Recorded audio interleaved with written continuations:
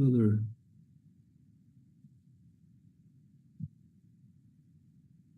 Recording in progress. All right, thank you, Josh. All right, welcome to the Town of Richmond meeting of the Water and Sewer Commission, August 3rd, 2026. Are there any public comments? Got a crush of a crowd here tonight. Next up, any additions, deletions, or modifications to the agenda? Nope. Okay. First up, we want to welcome Merrick. Well, actually, we got to do, well, you're going to get to some warrants. Sorry, I realized after just now that we probably should have done purchase orders later, but normally we do that first. Okay. So. Well, let me, that's right. Sorry about that. I just jumped right over number 3 there. Well, it was easy with the new members for the first time in years. So excited about we have a new member here. We'll chase him off on the second. I'm sorry.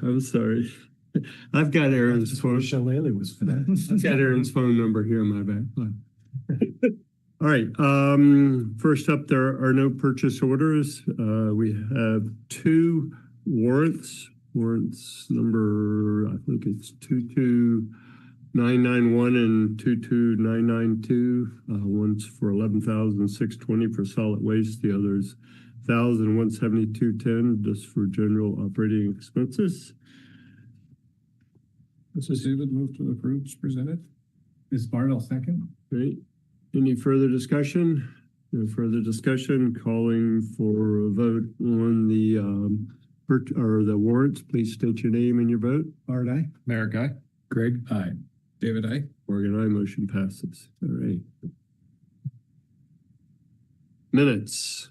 I didn't do that. So approval of the minutes from, well, 2 sets of minutes. That's right. We had a special meeting, I guess. He had a special meeting. We did. July the 20th, 2026 and July 23rd, 2026. Discussion, questions, changes? No? Okay. Would anybody like to make a motion? This is David. Move to approve as presented. Is Bartle second? All right. Is that for both sets or one set? I'll make it both sets. Ooh, big night. It's going to be clear. Thank you. And Bard, seconds for both. Okay. Calling on a vote. Please state your name and your vote. Bart, aye. Merrick, aye. Greg, abstain. David, aye. Morgan, aye. Motion passes. Okay. Yeah, I wasn't here. Okay. I think you can vote on minutes you weren't attending. Oh, it's true. As long as Just for You're not obligated. Yeah, you're not obligated. Yeah. Someone Long as someone you're told me right. that recently. I had no idea. well, he's off the hook in case there's something wrong. Yeah. If the vote was close, I would take that under advisement. I didn't. All right. Okay, good. All right. Now, moving along, items number 4. First up, I want to welcome to the commission Merrick Gillies. You got it. New commissioner, and thank you very much for stepping up and willing to serve on the commission.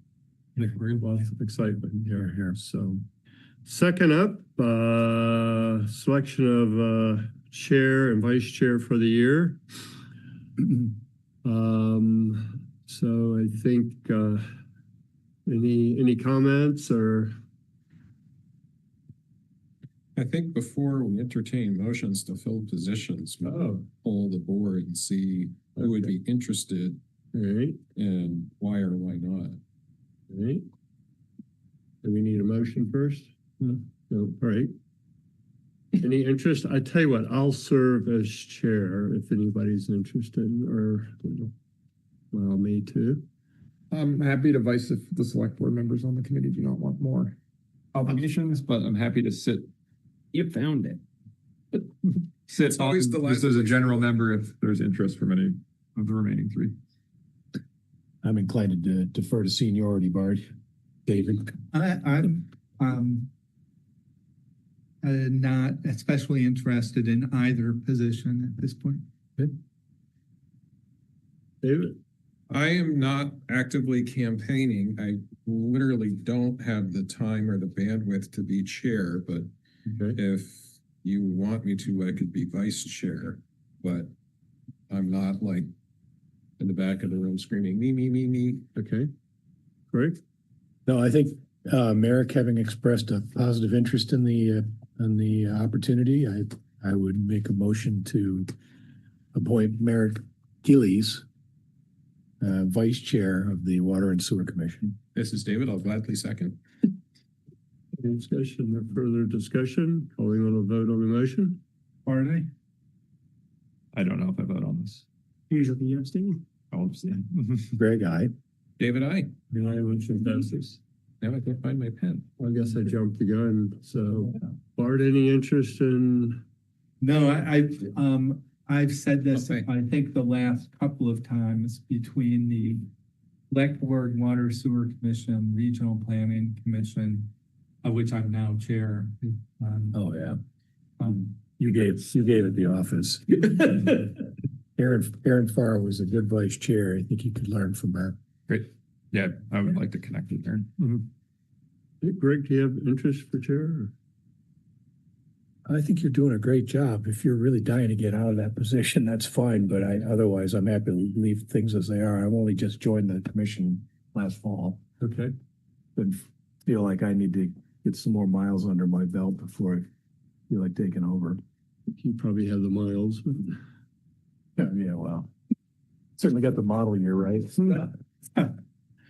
I would just observe that in many situations, the vice chair, the individual who serves as vice chair becomes a sort of natural progression into the chair position as that person does some of the chair's duties some of the time. okay. And it's a way to sort of on-ramp into the chairpersonship. Chair in training. Path of ascension. David? No interest at all. Okay. Like I say, I'm happy. I think I usually volunteer because I'm not on the select board. And I think there's a more than a full load for our select board members. But happy to step aside if others have an interest as well. And like I look forward to it. Right. Well, time to time having Merrick also just chair in the future. All right. Would anybody like to make a motion? I would like to nominate Morgan Williver to be chair of the Water and Sewer Commission for the next term. This is Greg. I'll second that motion. Mm-hmm. No further discussion. Calling on a vote. Pardon? Eric, aye. Greg, aye. David, I. We're going to abstain. Motion passes. Well, congratulations. Again. Speech. Once again, into the breach. Yeah, well, I have to say it's not bad. It's good to be king. Pay could be better, but you know, as they say, I can't wait for them to double my pay. So Yeah, the You'd be worth every select cent. board has taken a lot of energy lately, I think. all right. Second up, item B, review of code of ethics. Josh? Sure. So this is an annual requirement that each board is supposed to review the code of ethics once a year in an open meeting. So there's our time to do that. There's also requirements to read the code of ethics, sign the acknowledgement form, and send that back in. I'll share my screen just to show you where that acknowledgement form is online. I didn't include it in the packet. So, sorry, I gotta go to participants. Where's the share screen button?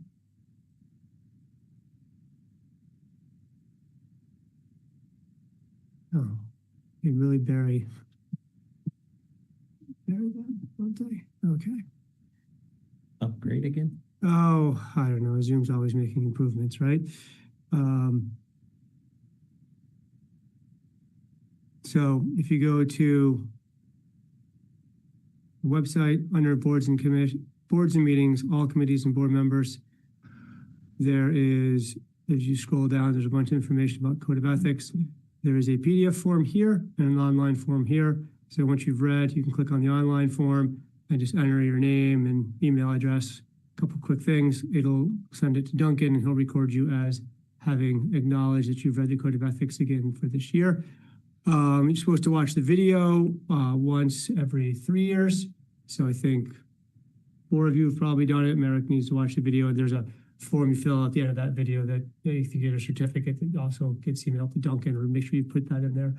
So as far as review of code of ethics, it's new. It's about a year old now, a little over. The state put in a new statewide code of ethics. The select board adjusted it a little bit to kind of meet some of the needs of Richmond. But basically, it's got some main headers, large section on conflicts of interest and when you should recuse yourself if you have an interest in a topic that outweighs any other citizen. Prohibited conduct, such as accepting gifts or offering preferential treatment to anybody. There's a few other items in there. Incompatibility of offices. So, for instance, if you're on the select board, you can't also be town manager. If you're on the select board, you can't be a planning commission member. There's a few others in there. Then there's training and review, which is what we just talked about as far as when you're supposed to review and do training. There's a complaint process for the public or anybody who wants to offer a complaint against a violation of the code of ethics. And then there's a section on enforcement, what we do once we get a complaint and the process we follow for that based on who the complaint is against. So the full code of ethics is included in the packet and also on the website that we just reviewed. So Great. There you go. Josh. Questions, discussion? I think that our code of ethics are probably tighter than the executive branch of our government. The federal. Yeah. And good. We should serve with integrity and good morals. All right. Thank you, Josh. Next up, update on Tilden, Cochrane, Bridge Street water line replacement. Steve? It's going. Tilden is passed all its tests. We've got probably, I think, 14 services, 15 services hooked up maybe as of today. So it's slowly getting switched over. Once that's done, actually, they're going to do services tomorrow on Tilden, and then Thursday, they're going to prep it. Wednesday, they're going to prep it. Thursday, they're going to come in and they're just going to put a base coat of pavement down where they need to, trying to get the road back to passable. It is pretty rough right now. Yes, it is. The finish coat won't be done till probably the first week in September, though. But we're trying to get the base coat down to cover that rock and dust and stuff, and try to bring that back a little bit. Are they base coating the pedestrian walkers? No. The pedestrian walk needs a lot of work. When they dug down through there, it was extremely, the soils were really bad. The decision was made, when they come back in to do it, they're gonna cut basically an 18-inch depth, the width that the path will be. And then they're going to fill that in with crushed stone, give it a base, try to make the path a little more better. That won't be done until the final pavement comes in, unfortunately. But it's the lane of traffic is where we're trying to get it a little better. There's been a couple of car incidents. One on Tilden and a couple over on Cochrane Road. What's a car incident? There was an incident with a car hitting a manhole on Tilden, bending its frame. It's being handled, as far as I know, by Munson and the car owner. That's where I was told to direct the incident to, and as far as I know, that's being handled. And then there were a couple of tire pops on Cochrane Road, I guess, and we directed them to Munson also. Bridge Street is coming along. It is coming along at a slow pace.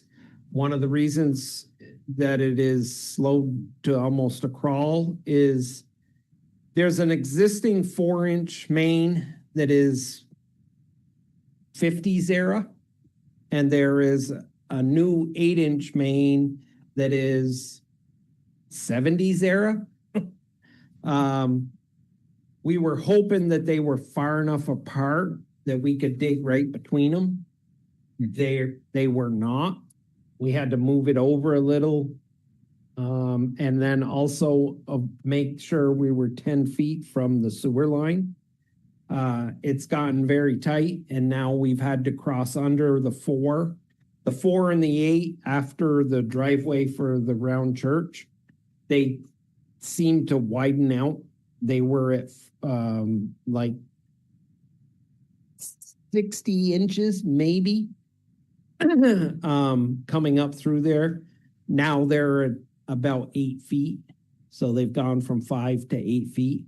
8 feet is big enough for them to get their trench box back in between. So today we had to cross underneath the 4-inch main without breaking it and having it rupture or anything. It's still in use then.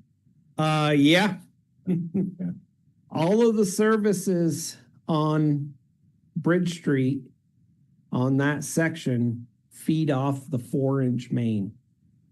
It baffles both mine and Tyler's why, when they were supposedly pitted, and each service was supposed to, we assumed each service had been reassigned to the new 8-inch main, and then the copper lines were supposed to have been pulled across the road.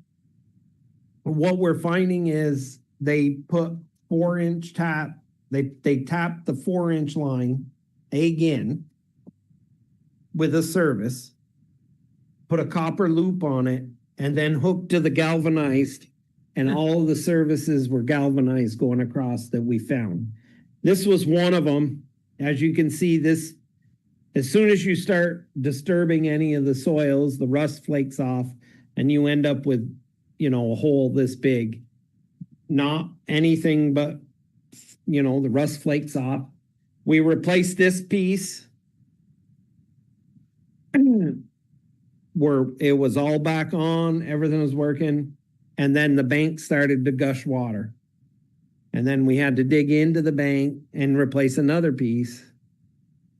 Got that done, went along, we're working, and then a third time the bank started to gush. We had to dig in and keep cutting until we could replace it. So I don't know how many, I mean, these pinholes are just everywhere in that galvanized pipe. Yeah, it looks like a flute. Huh? Yeah. It looks like a flute. Yeah, and why it is copper from the main to here, and why the other side is just the other side of the road. It goes back to copper to the curb stop, and then it's copper into the houses. Why this section? When were those put in? I don't know. Pete thought that it was done in the 90s. That the town paid to have the pits pitted in the road, and then they pitted on the other side, and they were supposed to have pulled the copper lines through. But it obviously wasn't when we ran into it. It's about 5 feet of copper from the main in, and then it appears that it's galvanized all the way across the road. Are there other services that are equally thready? I mean, yeah, every service that we've run into has been this way. It just baffles me why they spent the time to hook onto the 4-inch main when the 8-inch main was newer and was literally, it was out of the lane of traffic. They would have been digging right on the edge of almost the, edge of the fog line. Why they did it and they didn't, I don't know. It just, when we found this, it baffled all of us. It didn't make sense that it was even done that way. How clogged are the inside diameters of those? Well, that's not too bad. That was from the saw cutting it, but they seem, but the thing is the thickness of the pipe is really thin. It's served its time. So those must have been leaking and seeping. Oh yeah. No doubt. I mean, it was not an injury. It was just a flake fell off. So they've had to been, seeping in I assume the rest of them are still seeping. Yeah. Until we get the new services in. And this is before the curb stop, right? Yeah. Yeah. So help me understand, Steve. When the finished product is done, will this probably be gone or? Yes. All right. There's no way this is staying if I'm here. Hey, somebody said that in the 90s too, probably. But. Well, it is, you need to be on site. You can't assume what you're paying for is what you're getting unless you're there. Especially after it's buried. Yeah. Yeah. So Right. the new 12-inch main is in. Is going in. That's good. The new services will come off the 12-inch main and they will be dug across the road and they'll be all copper. There's no question about that. Were you able to add that extra 8-inch tap for the new hydrant? For to serve that corner lot with the Freedom and Unity Farm. Yeah, that was already in the plans. There was the discussion that was whether he had the thought that it would be make sense for him to go to a 4-inch, but we had already bought the 8-inch when the plans were made. So it's staying an 8-inch. Fine. Yeah. Okay. Thank you, Steve. And do you think we'll be overrun on service footage? No. These services are anticipated being new from the new line. Yeah. No. There's no. Questions or comments? Okay. Thank you, Steve. Next up, superintendent's report, or was that also, did you automatically just go right with it? They had that to do, that would be great. Presses, the wastewater treatment plant is limping along as usual. The press has been running pretty good since we got the new VFD and got everything working in dewatering. It's getting back to normal. The state was here to inspect Stone Corral for their pre-treatment. While they were there, they asked to come to the plant. They were very impressed with the amount of work that we've done with everything that we've done and put in, and the upgrades that we've limped along and gotten better. They'd had nothing but good things to say about anything that we've done at the plant. So Great. I was a little happy with that. We are, like I said, we're spread pretty thin with Mike having to be up on Tilden to make sure that all the services are done right. And then that, we're verifying that the copper is coming from the main and there's copper going to the houses, and getting all the connections done right and making sure that the curb stops are flush to where we want them and that they're accessible. Because when we flush those lines,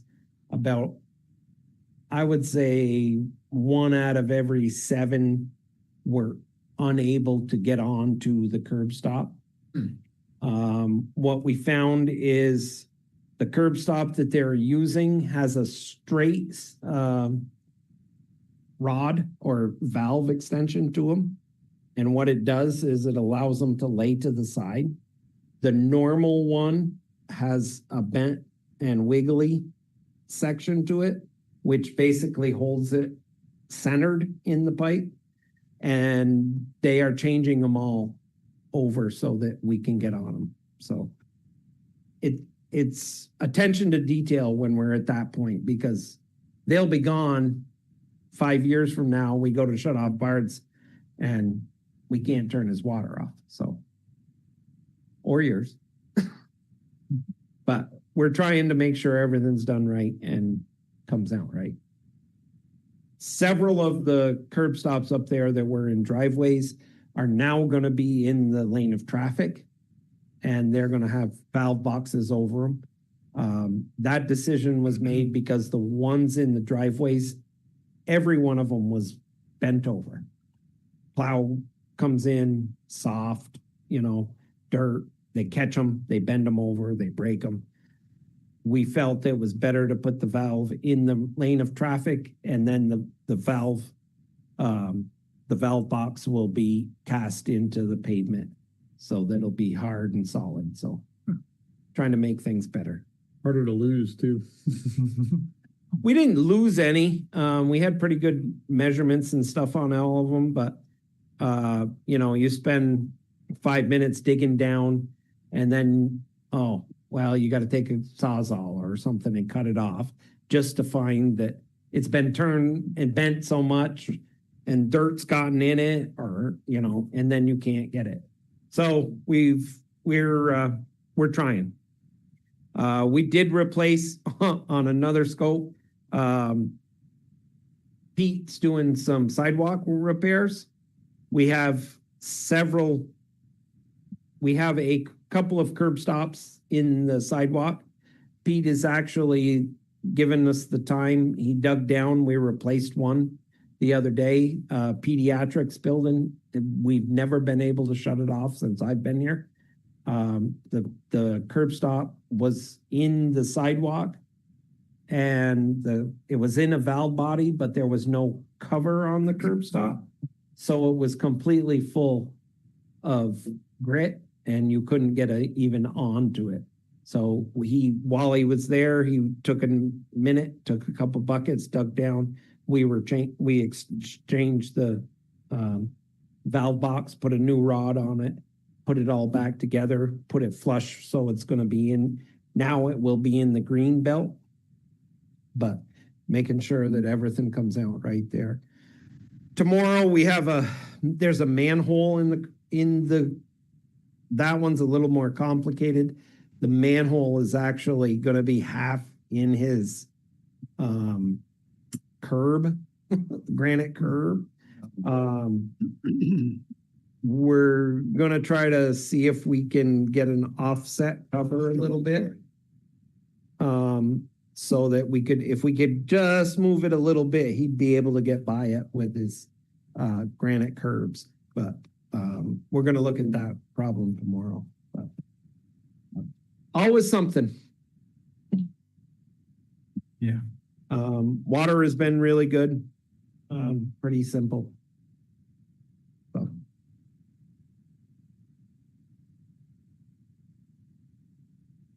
Any questions for Steve? Not on this. Follow up on discussion of a possible 1% local option tax on sales, meals, and alcoholic beverages and/or rooms, with a portion of the revenue generated being used to help pay for the cost of the necessary renovations to the wastewater treatment facility 20-year upgrade. So we began this conversation in the last few meetings. You want to take it, Josh? Sure. I don't have a ton more to share, but I do have a new chart. And then this is also a good chance for anybody to kind of discuss anything that might have come up that they've thought about over the last 2 weeks, and maybe another discussion about what are our next steps here.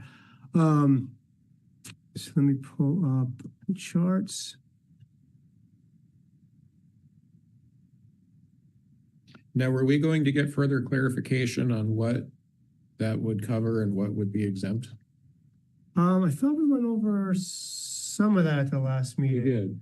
And I don't know that I've got any new information since the last time we went over, because we talked a bit about the heavier machinery, where sales are finalized. Yeah. We talked about gas, that is, I think, not included. Correct. And there's, if you look at, I think it was, which charts here? There's, some information. Which one was it? I might need to update some of these, because I think there was, which chart was it that had? And there was some Q&A with the state that talks a lot about, and I think this was the part that talked about, the heavier equipment, the, projects by Jay Hutchins, the gas taxes, yes or no. So there's some of that information here already provided, which we could review again if the commission wants to. Up to what you guys want to do. What I was going to show you real quick was the charts that we had initially gotten from the engineers looked at percentage increase without and with local option tax for the sewer. We asked them to kind of look at the annual bill. So they gave us annual bill projections from FY26 for FY31 for residential sewer bill. And they gave alternative one with local option tax at the bottom line, no local option tax is the blue, and then this is no local option tax. So this is your baseline increase is the green at the bottom. So they did that for residential, sewer, and commercial. Weren't there questions about what the value of revenue for local options tax would be? Yeah, and I think that, we did, the best estimate I got from the state was right around that $300,000 mark, which is the same number that I estimated, give or take. We did talk about whether some of the sales were estimated in, like the larger dealers like Milton Cat, would those not be included. And then, you have the internet sales that would be coming in that aren't counted in either estimate. So I still think 300,000 without doing a deep dive into individual businesses and what they're actually selling and what information they might give to us or not is kind of our best estimate based on what I was able to put together and what the state put together. And then in all of these scenarios, we're assuming 50% of that local option tax would go towards this. So even if we're wrong by 50%, if we just then took 100% of $150,000, if it was really that dramatic of a drop, these numbers, I think, are conservative enough where it would still pan out. Yeah, I was thinking of things like we don't have any hotels, but Airbnbs. Yeah. I have no idea how to estimate that, but. Well, so that was, I did the best I could on the sales figures that were provided by the state, because they have total sales figures that were collected on all sales tax. Okay. And I came up with 330, something like that. And then the state did their own estimate, and they have a different way of calculating the Airbnbs. Right. So they added all that in, and our numbers were pretty close. Yeah. Okay. And then we did talk a bit about the additional burden on business owners for every quarter they have to report an additional report to the state and sort of separated out. I think Maria from the card shop talked about how she has to sort of track where her sales are already for other local option taxes if she's shipping away. So it is an extra burden on the business owners to figure out where they're selling things, especially if they're selling online. I mean, my wife is in the sales business, and she said that it's like 10 minutes. Okay. Every 3 months. Yeah. I mean, they deal, the company she is with deals with two-way radios for 90% of the state. So they're dealing with, all of them everywhere. And she says it's just a spreadsheet and you just pick, I sent this to there, this, and because as long as you have a system set up, it could be automated. Yeah, it was literally like 10 minutes worth of work. Rick? Yeah, I had a chance to talk to Dan Noyes at the lumberyard about it, and he showed me they had a thing on the wall, all the places they ship to, and a couple things struck me. I mean, I think he was more put out by the administrative burden of it, because each town is doing this. He thought it'd be better if the state would just increase the state tax and then be more forthcoming with the towns. But it was interesting to see how many other local communities are doing this. Yeah, how many did she say? I mean, Bolton does it. 50, Yeah. was it 50 out of 250? Yeah, I think so. So, you know, far from the concern of putting Richmond businesses at a competitive disadvantage, it's more just adding more and more accounting burden to them that, you know, they'd rather not deal with. That might be the biggest. Yeah. Yeah. But I, you know, wanted to let you know I've heard from him and. Okay, thank you for doing that. Yeah. I was thinking that would be the one business that would probably feel it the most in a sense. Yeah. Well, you said there's like $39 million worth of sales. Yes. Something like that, once you talk Yeah. about So you know, in Richmond. when you mention that number, it's like, you know, wow, where is that happening? Everywhere. But that's, yeah, Bulldozers. yeah, that's a good big part of it, I think. Yeah, I'm especially interested in doing this for internet commerce, Really? Amazon and the like. Yeah. Because Mary? Yeah, just, Cochran's pays sales tax. I don't know if you all knew that, but when I worked over there, we paid, sales tax. I can't remember whether it was taxing on, rentals or on lessons, but Cochran's as a nonprofit also pays a sales tax. Just FYI. It doesn't matter. I mean, they're Right. still gonna pay it. It's just the idea that, Right, there's so many businesses that this will impact. right.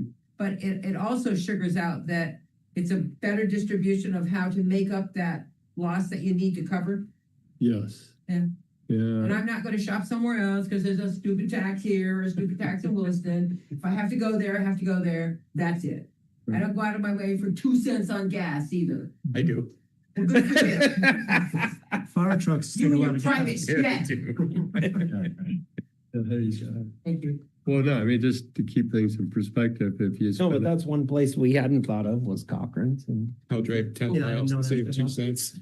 you spend $100 eating hamburgers and drinking beers at Stone Corral, you're gonna spend an extra $1 on taxes. Right? Or 50 cents. and it's not just the Richmond residents. I mean, it's people that come. When I sail in Richmond. Right. That's why that was sort of the logic, right? Of, Yeah, I mean, that's what appeals to me on this. I've got a question related to businesses that use us as a drop site or a flop site, like UMIAC or whatever they call themselves. Do they pay any kind of taxes? Anybody have any awareness of that? they would. Yeah, but when I see them along the river shore there, where they're renting their little tubes, does that get covered under some taxation? Yeah, I mean, Is that considered a Richmond business? I think as long as they're renting them out of the Richmond location, then yeah, that's a Richmond sale. Yeah. Finalized in Richmond. Good. I think it would be. And I think if you wanted to get into the nitty gritty of it, even if they did the rental out of Stowe, but they drop the product here in Richmond, we're supposed to receive the tax on. Yeah, Cool. what I say. Alrighty then. It's just trying to track it. Yeah, I wonder how that would work. I know if they ship a tube, if a customer orders a tube online and they ship it to them in Richmond, Yeah. then it's a Richmond tax. But if they rent it and that's a good question. If the rental starts here, I don't know how they do that. We're They gonna might be. buy you a kayak with a blue light on the deck. Could I buy, On-river tax collector. Good summer job for somebody. But please stay out of the reflecting pool. It's not good. So it just seems to me to move forward, we Yeah. have to get a sense of sort of the public's view of this. And I can see it going both ways, the wind blowing both ways. On Oh, the yeah. one hand, you're right, generating revenue that includes non-residents seems like a win, you know? But I think there are other folks, whether it's the administrative burden or just a layer of another tax on top of already existing taxes is blowing against it. Going out of the gate, nobody's gonna be like, yeah, a new tax. Right. But when it comes down to dollars and cents of this is what we have to cover, who's gonna pay for it, that's where discussion happens. Yeah, I think maybe possibly a good next agenda item would be, what do we really want to do and what are our next steps to get to the bond vote? I know in the Yeah. last meeting, we sort of talked about this, if we want to do a local option tax, has to be an in-person town meeting vote. So we did talk about a parallel track, which we should explore a little bit more of getting the bond vote, you know, and making the case that these upgrades have to happen. Here's the funding model. And maybe we do the two models, one with local option, without, to inform the voters of the two options. and then on the same day, have the vote for local option tax. It gets a little awkward, but I don't know that we can squeeze this vote in and still be in time for the March bond vote. So, but we might want to take some time at the next meeting, and maybe we invite John from Hoyle Tanner to help us guide through the bond vote steps and really get serious about it, because January is going to be here before we know it, which is we have to have things finalized for March. So would you need time with an attorney to write that? Yeah, once we decide what we're gonna do, yeah, I think the next step would be, let's bring in John or Kirsten from Hoyle Tanner to say, okay, what are the next steps we have to do if we're gonna run a parallel track, or if we even want to do that? And then once that decision's made, then yeah, they would drop all the bond paperwork, and then Hoyle Tanner would help us with the public outreach. Then they would put up a website about the project, they talk about the different funding models, and just help us explain that to the public. So they would help us with those steps. So we would need both. Right. So we need to get the website or the public communication up. Well, that's, yeah, I think if we're going to do it, November. I would agree. Yeah, because you really want to start to inform the public and get ahead of it, and then get it on the ballot by January, and have a few months to talk about it, hold some special meetings, and do some tours of the facility, most likely, really do a lot of public outreach and information and question answering. Yeah, I was thinking, at least some of the things we've done in the past are those public meetings with like PowerPoint, maybe something in the Times Inc., because not everybody's going to be looking up stuff on our website. Right, yeah. No, we'll have it all there, but we have to get them there and get that information out. September, we're doing a tour for, I think the 6th grade at Camel's Hump. Oh, nice. And that usually brings in about 20 parents. And last time it was pretty well received. And but we're hoping again. Yeah. Give away t-shirts and hats. Oh, they can buy them. Gotta go to the water and sewer gift shop. Put a smile on Mary's face. I don't collect a 1% tax on it. It's a little, it's slightly on water and sewer, but I think, has there been discussion about what the other 50% of the lot would be used for? Because I think that would be probably a major talking point for most folks. And I think in terms of like education, having gone through like the state provides funding tools to municipalities to something like this, and it's sort of like you miss out, and eventually everyone enrolls in these tools, and then they're like, we need a new tool. So it's like at some point, all communities will eventually have this discussion, probably take advantage of an ability to generate more income. It's just a matter of when, and then there'll be a need for money in the future, and they'll have to create a new tool for municipalities essentially. So I think that's an easy education for most people. It's like, hey, here's all these communities doing it in the area. We're just sort of either late or we wait and we have something else expensive in town in the future. And we say, this is probably the tool to, best fix do this municipal upgrade of this town center. Right. And we're like, how else are we going to pay for it? So, but if everyone's already in that, and everyone's already making 1%, it's like, hey, we all have these, large financial demands, and there's no more tools left at our disposal. Right. No, and I think at the last meeting we talked about it, it sounded like there was a strong desire to maybe put it all towards, if I remember correctly, all towards wastewater treatment facility, and actually have a sunset, so that once that's paid off, we don't continue to tax and then find somewhere else to put it. But there's definitely a few ways you can come at it, right? You can do all towards wastewater treatment and then put it towards this building, or you can word the article either very narrowly or very broadly. It's kind of up to I think it would be up to the select board how they'd like to word that.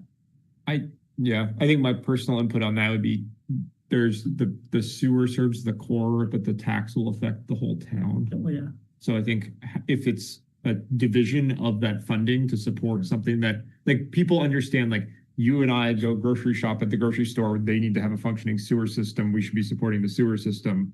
But if you live up in, on a road that isn't served by municipal water and sewer, and you're seeing no net benefit, I think that's a little tougher potentially to vote for. So I think the funding go to multiple things might be an easier sell across the community. Greg? This is more of a devil's advocate kind of thing, but if we're only applying 50% to the wastewater plan, I'd almost want to explore the possibility of doing a 0.5% lot instead of 1%. but I don't know if that's. I think you're locked into one or nothing. Yeah. I don't think you can manipulate that. And the other thing you're locked into is it doesn't sunset. You have to unvote it. Yeah, that I've gotten conflicting responses. The state said you could sunset it. I think VLCT said you'd have to have a future vote. Okay. We probably have to confirm that. I've gotten both answers, Oh, unfortunately. that's- But there is a way to sunset it if you have another vote, and I think at least you can do that. Okay. If you can't, I mean, you might be able to put a timeline in. I'm gonna vote. but I'm Take not it. sure. Mm, Well, it depends, I guess, right? What are we using it for? So. yeah. Thank you. I know you're talking about the 1% sales tax, and I just walked in, so I apologize for missing some of your previous conversation on this.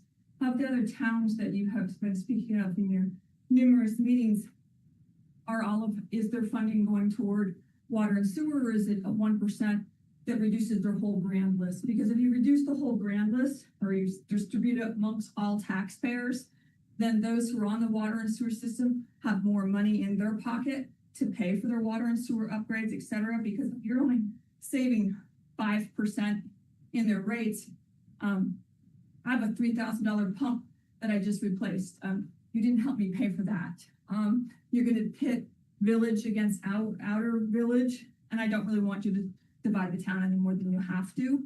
So a 1% sales tax that strictly goes to reduce the taxes for all, benefits all, if that's what you're doing, because I think the key is people aren't going to realize, and if the case has changed from the last time I listened to your meeting, where you said that even deliveries to your home, such as Amazon, Chewy, any of the other deliveries that you're getting to your home that would be taxed, people who are outside the village will push hard to not be taxed on products that they're having delivered to their home. And so I think it's not going to go anywhere.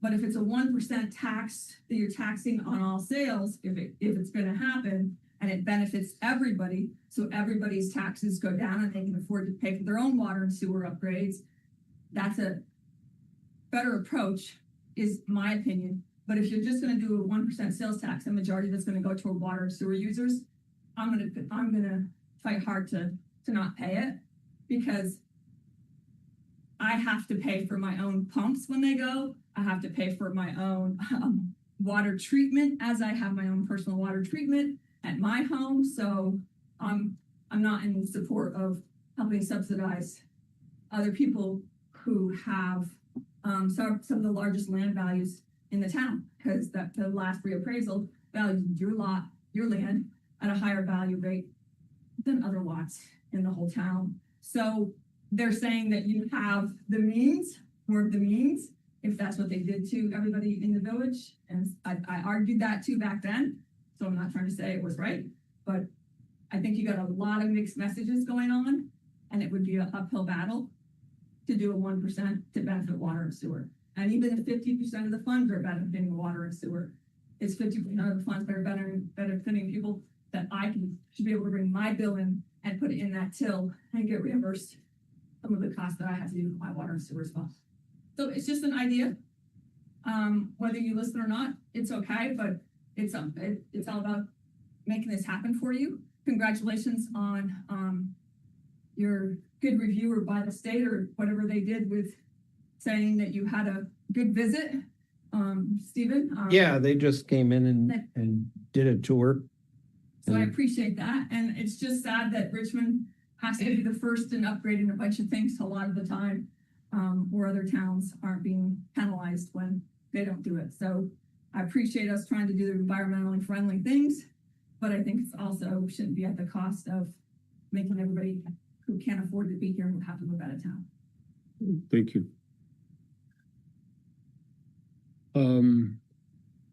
All right, so we've got a plan moving forward then on. Yeah, I think next agenda, if we can get John or Kirsten to come talk about sort of our general outline and what you guys want to do with it, and then I think that'd be a good next step. Yep. That works for you guys. You know, it just strikes me that the politics of this, and I mean that procedurally as opposed to how people feel about it. We're going to have to meet. I recognize some of the select board is here tonight, but I think the select board is going to have to be a major voice, and we'll have some of the same conversations. that Kara just alluded to, and we've alluded to, frankly, multiple times in the past when this has come up. What do we think the chances are that the voters will vote for a lot? What are the chances they'll vote for a lot that's intended to be used for X? Right. And I'll note, if I remember correctly, the state and VLCT folks seem to be implying don't dedicate it to X, just generate it and then the select board does it. But when we talked about this, I saw some of the faces in the audience who were not overly enthusiastic. It's just another 1% tax, at least in the first blush. Yeah, thank you. All right, yes, invite them next time. All right. Further discussion. Good. All right.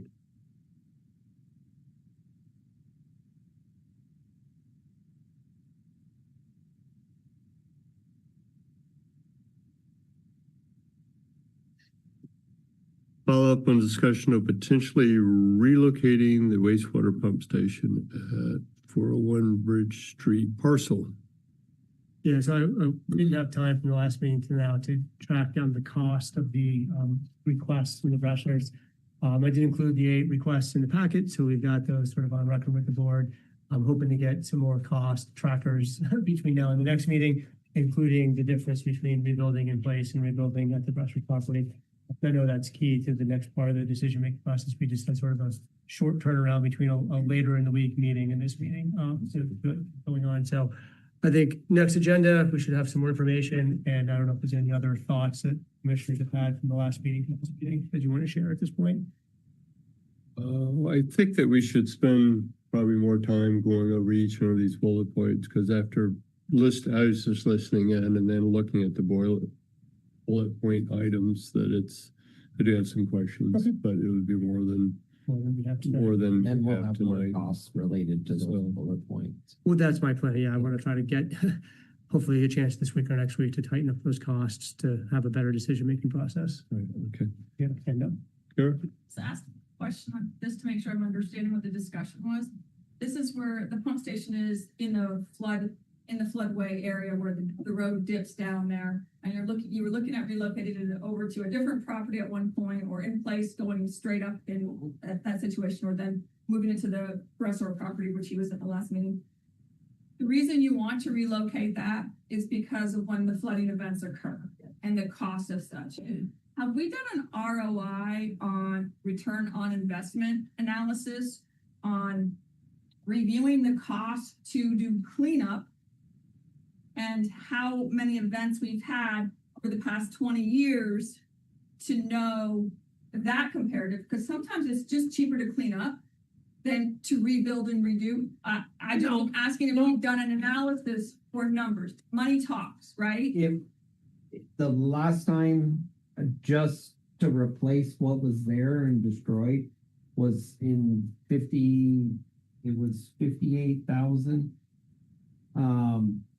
That did not include 32,000 for pumping that occurred while the pump station was down. And that was the 24 flood. The 23 flood, it wasn't down as long, but it was almost the same. And it's been, I have documentation of 6 times that it's been flooded since Irene.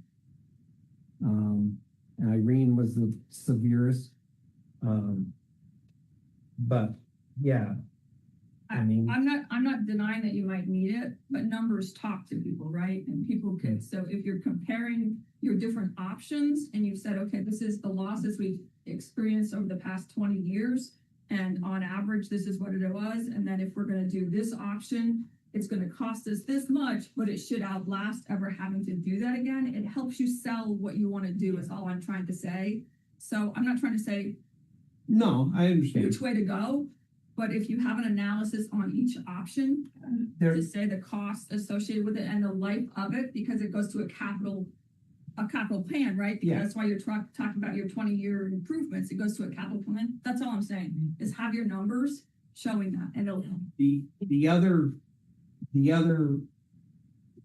thing that's part of this is aesthetics. If it is replaced where it is, undoubtedly, there is a 9-foot concrete structure gonna be sticking up out of the ground. I've listened to your presentation, so I'm aware. My point to you all is have numbers behind it and then pictures to go with it. And then you all can decide based on that, and you can defend your decision. That is the conversation that we had last time, to get to the cost of the new location with all these add-ons. So we're getting close to the end of time, just Okay, time Yeah. check. yep, Okay, okay. 10 minutes left and 6 minutes. We got 5 minutes left, not even. Okay. Comments on the agenda. Yeah. I think the last two we can cover in 30 seconds each if you guys. Okay, go ahead, yeah, mind. on Costello's pledge management. So that's gonna be a total of about $3,000 increase on a $120,000 budget, and we're We- probably not even gonna hit budget. We basically shipped 800 tons of solids last year. That calculates out to about $3,000 increase. We've consistently dropped our budget. I think we dropped it 20,000 this year. Yeah. This year, we shipped 100, we used $101,000 of a $140,000 budget. So this still at 120,000, with this increase, it'll still put us under. We're still willing. Yeah. Okay, good, thank you. And then the last is July water data. Yep, and I'll share that quick. It was all within the acceptable range except for 1 day of chlorine. So let me just share that quick. But Steve and the crew continue to do a great job of Yep. keeping all the numbers within the right range and being transparent with reporting. So this 1 day where it was slightly under on chlorine. Everywhere else, right in the right ranges. Good. Yep. So Really? good job, everybody. Work is really, the changes show. Yeah. Thank you. Okay. Items for next agenda. Local option tax update, population relocation discussion. And update on Bressers, yeah. Bridge Okay, Street water line replacement. it's pretty good right there. All right. Thank you. If no further discussion, would somebody like to make a motion to adjourn? Census David, so moved. This is Greg, I'll second that. Okay. Please state your name and your vote, please. Art, aye. Merrick, aye. Greg, aye. David, I. We're gonna, motion passes, meeting adjourned. Thank you, everybody. Thanks, everybody. It's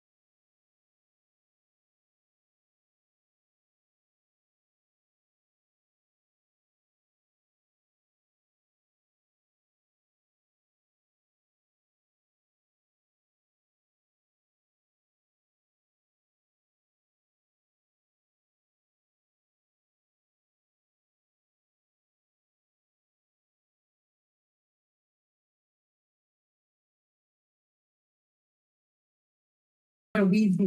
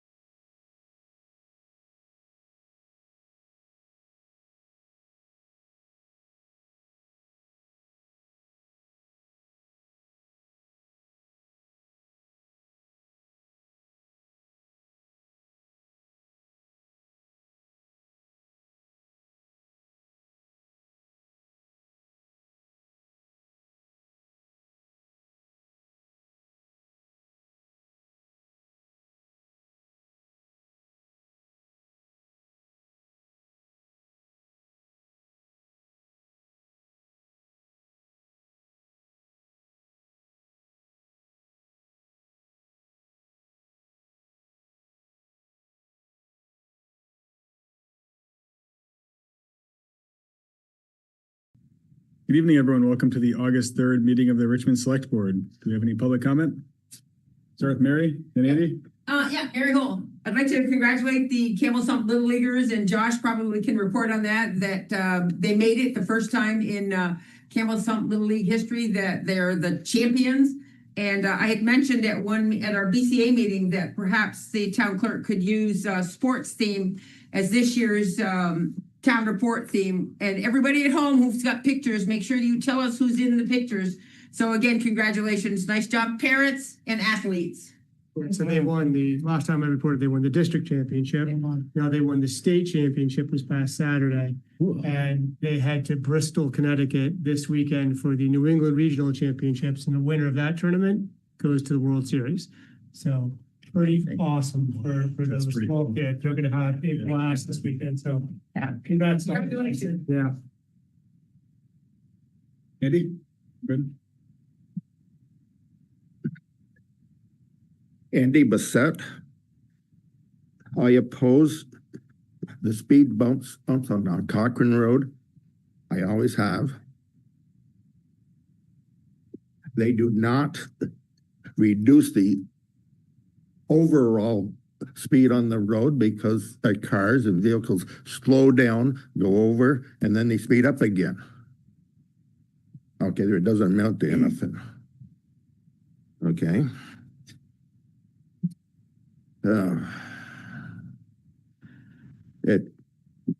There's all kinds of reports.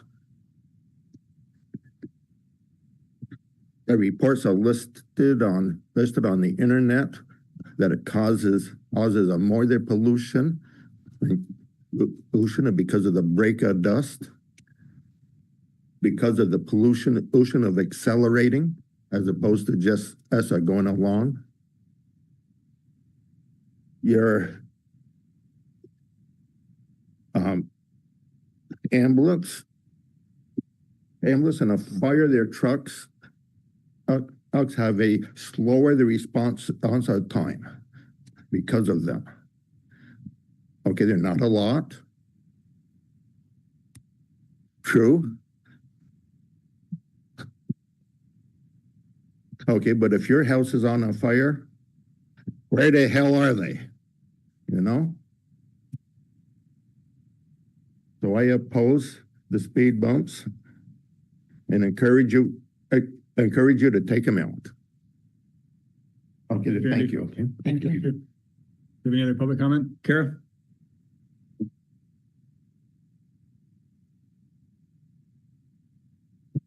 I'm not going to speak on the actual humps on Cochrane Road. I know you have it as an agenda item later. I will not be staying for that. I am actually here to give the select board some history, and I think history is important when making decisions and facts.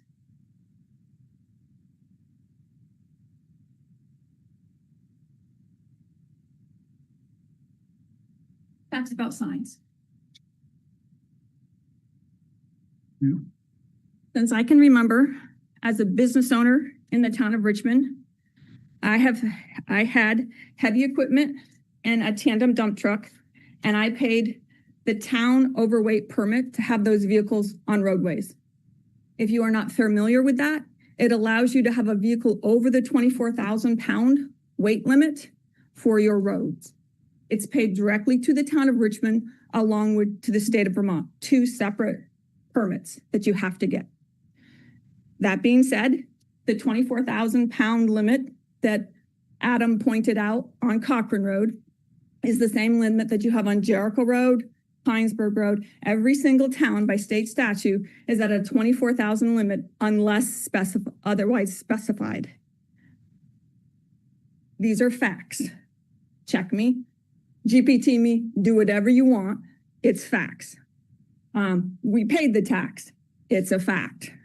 I want to say why Cochrane Road became a truck route, and it was discussed that I own a truck route sign as a town of Richmond resident on Cochrane Road. The history behind why it was determined to be a truck route was because the select board at the time did not want trucks traveling through a higher populated area of the village. They wanted to encourage the trucks to go around the village rather than through the village. That's why Cochrane Road was determined to be a truck route, is so trucks coming from Heinsberg, Huntington, and you know you have Heinsberg sand and gravel because you get your gravel from there. So you know they were trucking that way. You also had log trucks that were going that way, other activities going on. I'm just trying to give you the history of what those signs are and why they're there and why they're allowed to be there, and you can travel over 24,000 pounds. Now, the other piece to this puzzle is who's going to enforce it? Well, you can't enforce speed on any of your roads very limitedly because you have every road in here that's coming to complain, from East Hill to West Main Street to East Main Street, all over are complaining. So nobody's going to enforce weight limits of trucks. But my concern is that we're going to continue down this path of not understanding our history and why decisions are made, and then saying, well, it wasn't us. It was before us. Every decision, every action has a cause that can displace your traffic. And you have to understand when you displace your traffic in any decision you make around this town, where is it going to? Where are you forced? What neighborhoods are you going to just push that problem to? And that's all I'm asking you to do, is to think about all of your traffic as a whole and understand what you're doing and how it impacts everybody. I came in here with a request. I'm the one who started this discussion for the 15th, 30th, 50th time. It doesn't matter how many times you're asked to think about it. People want you to rethink your decisions when you say those decisions are a pilot project. That's all. The last thing I'm going to say on this that has nothing to do with the humps themselves, it has to do with those recommended speeds of 15 miles per hour that we said we had at our town garage, and that it takes 2 screws to put them in the post that has the speed hump there, and none of them have been installed yet. That was months ago that you determined that, or weeks ago that you determined that, or just days ago. Doesn't matter. It was one way of trying to appease some, to help some, and we still haven't done it. So having nothing to do with whatever decision you're going to make tonight, if I don't bring it to your attention, you can say, I don't know, I didn't see it. I was driving too fast to notice the sign on the road. That's what people say. That's what people do.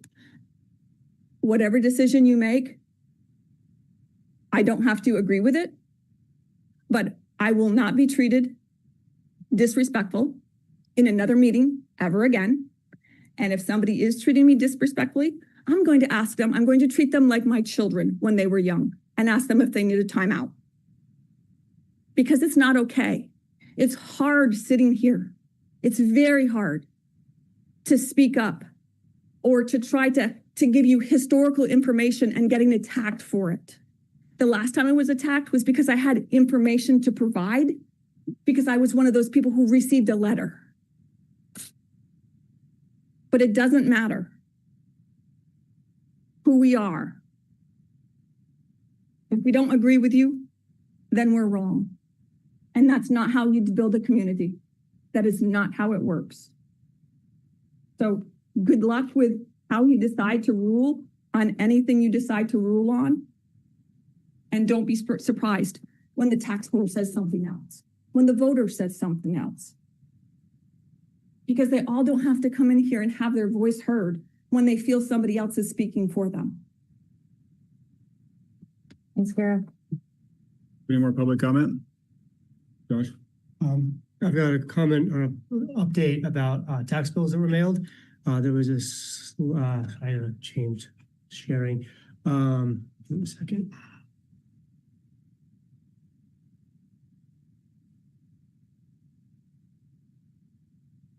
All right, should be able to share now. This is a look at, when it pops up here,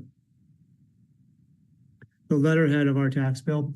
And we did not catch until after these were mailed that the P.O. Box over here is correct, P.O. Box 285, where you're supposed to pay and mail to Town of Richmond, P.O. Box 285. However, the letterhead here, it says 288. And we started to get, apparently some people mailing to PO Box 288, and the owner of that box has been graciously taking that, crossing it out, writing 285, and giving it to the post office. They've been taking that, putting it in our box. The owner of the box came in to talk to the town clerk on Friday, alerted her of the issue. So what we've done since then is we updated on the website. We're putting a post in front porch form to let people know 285 is the correct address. I didn't put on the item as an agenda because it kind of came in after I had finalized the agenda, but I wanted to make sure we did an update in this meeting. We're also going to be mailing out postcards to everybody with the updated addresses to make sure everybody's clear that it is 285 and not 288. And we regret the printing error. We're trying to track down exactly how that happened so we can do a postmortem on making sure that we proof this better next time. We're not sure if it's our error or the printing shop's error, but we're trying to take steps to make sure people know the right address now. Yeah. Did you check to see if we could sublet box 288? Well, I'm trying to get in touch with the actual owner of 288 right now to, first of all, thank them for coming in and depositing this, and also try to see what we can do to, kind of like, I'm hoping that communication in the next week or so will sort of nip it in the bud. But I want to make sure that, this doesn't linger into April. And we also asked the post office if they could take any mail that's addressed to Town of Richmond, PO Box 288, and just put it directly into our box. The postmaster here didn't know the answer to that because it's a lot different than what they normally do. So he's asked his supervisor what they can do on that. So if they could do that, that would be the simplest and easiest solution. That was my second question. But we're trying to figure out if we can do that. So just a public update, PO Box 285, please. Mary? Yeah, just a note on that. It probably won't affect the folks that pay their taxes that live here in Richmond. But when you send a letter out, unless you specifically hand it to the postmaster and say, please stamp this today's date from Richmond, it just goes into the box and it goes to Hartford, Connecticut, or some other strange place to be postmarked. Because I got something that was mailed from the town to me. It went to Hartford, Connecticut, and then back to me. Kind of dumb. But anyway, just if folks need something stamped and postmarked, have them stamp it and postmark it if it has, especially if it has to be date specific. Otherwise, it's a day or two late. Thank you. Thank you, Mary. It's a good point. Thank you, Mary. May go out without saying, but hopefully there's forbearance for anybody who gets caught in this and ends up having slightly late tax payment. Yeah, I mean, we're still going to kind of look at the postmark, and make sure, like, if they come in a week late and the postmark was early because it got kind of rerouted, then we'll look at the postmark and say, okay, you were on time. If the postmark is late, we'll have to kind of discussion on a case by case basis. But we, like Mary said, we usually go with what does the postmark say. If it comes in after the date, we're lenient as long as the postmark is the date or prior. But yeah, if somebody has a special circumstance about why it got lost for longer, we'll talk about it. Thank you. Do we have any additions, deletions, or modifications to the agenda? Sorry, we're done with public comment, right? Any other public comment? Any additions, deletions, or modifications to the agenda? On to the main agenda. The first item is a review of Chittenden County Regional Planning Commission's group expectations. I think, Bart, you brought this up? I mentioned this, it's perhaps not a secret that we occasionally have issues of decorum and behavior both on this side of the table and that side of the table. And I observed that the Chittenden County Regional Planning Commission some time ago started using the group expectations and just posting them briefly at the beginning of each meeting and reminding people that they are there. I will say I don't recall, other than some isolated bombing incidents of our meetings, I don't recall any people actually being particularly obstreperous or rude, but it was an attempt to get ahead of that. And it's pretty simple. And I think more than anything, it's an attempt to just get people to set or reset as we enter the meeting. So I leave it to your discretion if we want to adopt this or something similar to it, if we think that would be useful as guidance both for ourselves and other citizens.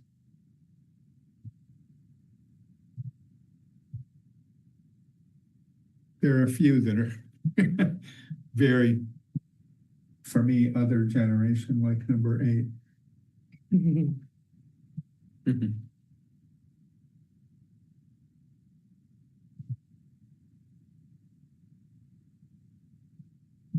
anyone have any thoughts? I would imagine that there was a lot of effort put into. Yeah, I will Is there say an this was arbitrary. heavily wordsmithed by staff there and reviewed by commission members several times. Yeah, I like it. I like this a lot. Might not be a bad idea to print those in postcard size stock and just leave them on the table. Yeah, Act 250 meetings. The agenda. Yeah, that would be a good idea. Act 250 does that. When you go to a hearing, they have a stack of green papers to tell you how to behave at the meeting, what you can and can't get into. Like all behaviors, practice perpetuates expectations. So we all aim for it. We don't always hit the target, but we all aim for it. This is true. Do you want to mull it over for a week? Think about it. Yeah, I don't think it's particularly time sensitive or urgent. I just think it is personally, has at times been useful because, and I think it is more about, David, I use the term self-regulation, where people sort of regulate their own behavior by contemplating this before we begin. One other thing I've seen at CRPC is in their main meeting room is poster board size on the wall. So you see it at the beginning of the meeting, and then as you're in the meeting, you also see it at the meeting, and they take 30 seconds at the beginning of every meeting to say, hey, everybody, please take a look, remind yourselves of our expectations, any questions, and then they move on. So they always acknowledge it. But touch on it again next meeting. Yeah. Or any public feedback now, next meeting too. It's obviously a goal we set for everyone in the community, including ourselves. So we're welcome to public feedback. Next we have reminder. Want to go over this, Josh? Yeah, so we this is a flood study that's been going on for close to 2 years now. We had a kickoff meeting a little while ago over at the library. This is studying the Winooski River and its tributaries to look at flooding, like how can we stop inundation flooding from the Winooski River, and what can we do to better mitigate any flash flooding that comes along the tributaries or along the ditches along roads like Snipe Island and Stage Road. The Stone Environmental is ready to present their study at this point. They've got about 40 or so different potential projects that could come out of this study. So they're going to present kind of the study to date, where the projects are, and then have a lot of discussion with the select board and the residents as far as, well, which projects do we want to prioritize to go to a little bit more design and get them ready to submit for grant funding potentially in the future. So we holding a special meeting over at the library. We hold the kickoff at the library. It was fairly well attended. I imagine this one will be as well. So that's tomorrow, 7 p.m. at the library. And we do need the select board all to be there. So a good reminder to the select board as well that we're going to be doing this. And yeah, you're welcome to attend via Zoom or at the library. Thank you. Next, we have consideration of a request to close Baker Street for a block party on Saturday, September 12th from 3:30 to 8 p.m. The rain date of Saturday, September 19th, both in 2026. Yeah, I'm trying to have someone here to. Anybody is Trish here? Baker Street. No. I think Trish came last year, right? I think she might have, but maybe she didn't come this time. So it's pretty straightforward. This has become an annual tradition for I'm not sure how many years it happens, kind of every year. Adam, this is David. I move to close Baker Street for a block party on Saturday, September 12th, 2026 from 3:30 p.m. to 8 o'clock p.m. with a rain date of Saturday, September 19th, 2026. Is Bartle second? Motion and a second. Any discussion? I hope they have fun. All those in favor? Bart, aye. Caitlin, aye. Greg, aye. David, aye. Adam, aye. Next, we have a consideration of making an appointment to the Trails Committee. So we have 2 openings and 1 applicant. 1, yes.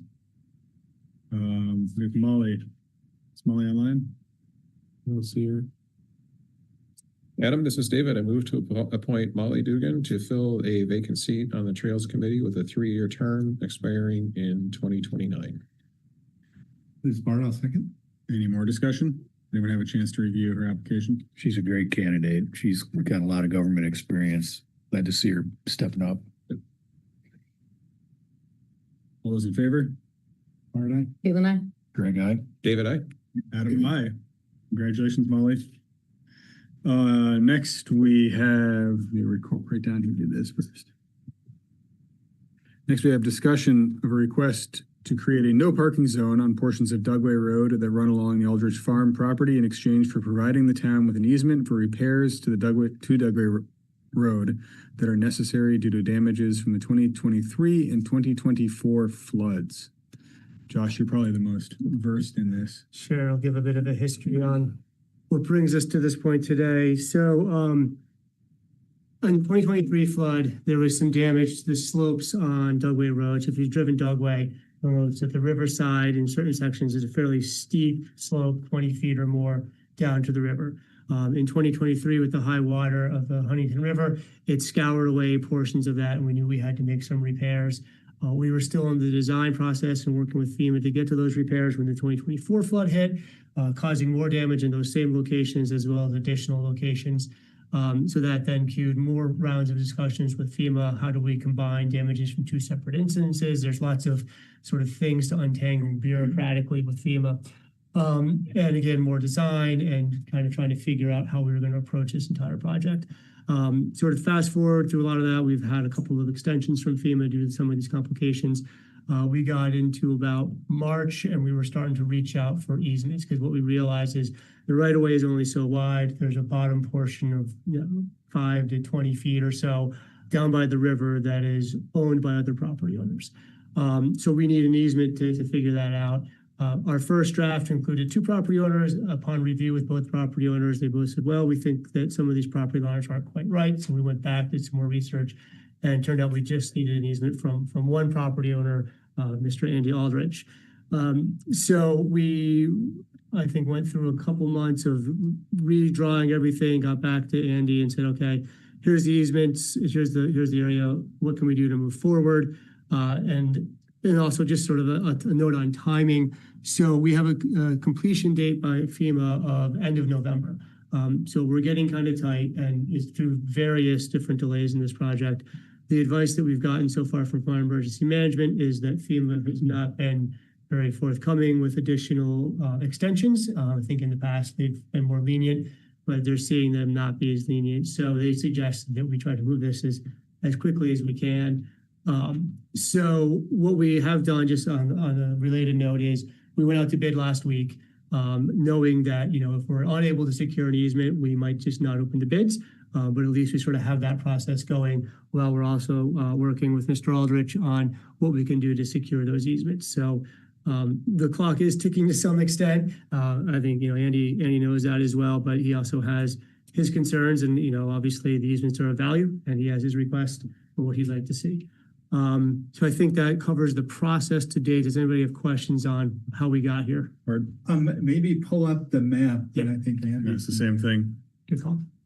If I could interject at this point, I think how the item was listed on the agenda is slightly misleading, saying that there's a connection between our request for no parking and that being compensation for granting a larger easement, and that's not the case.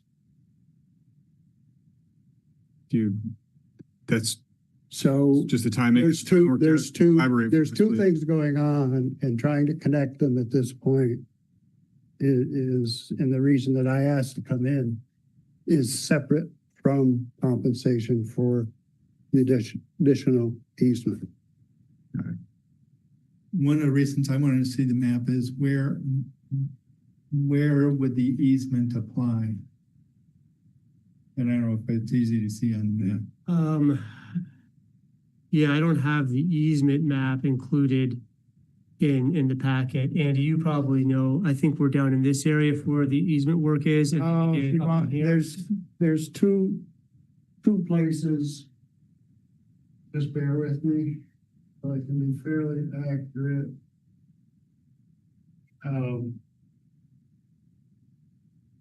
The engineer wanted to do some work in this area here.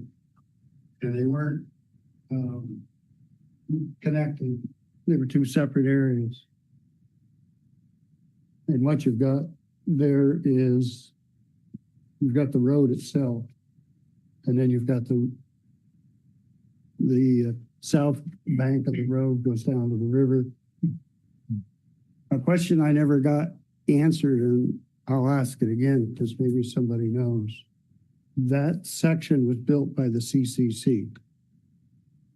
So it's historic.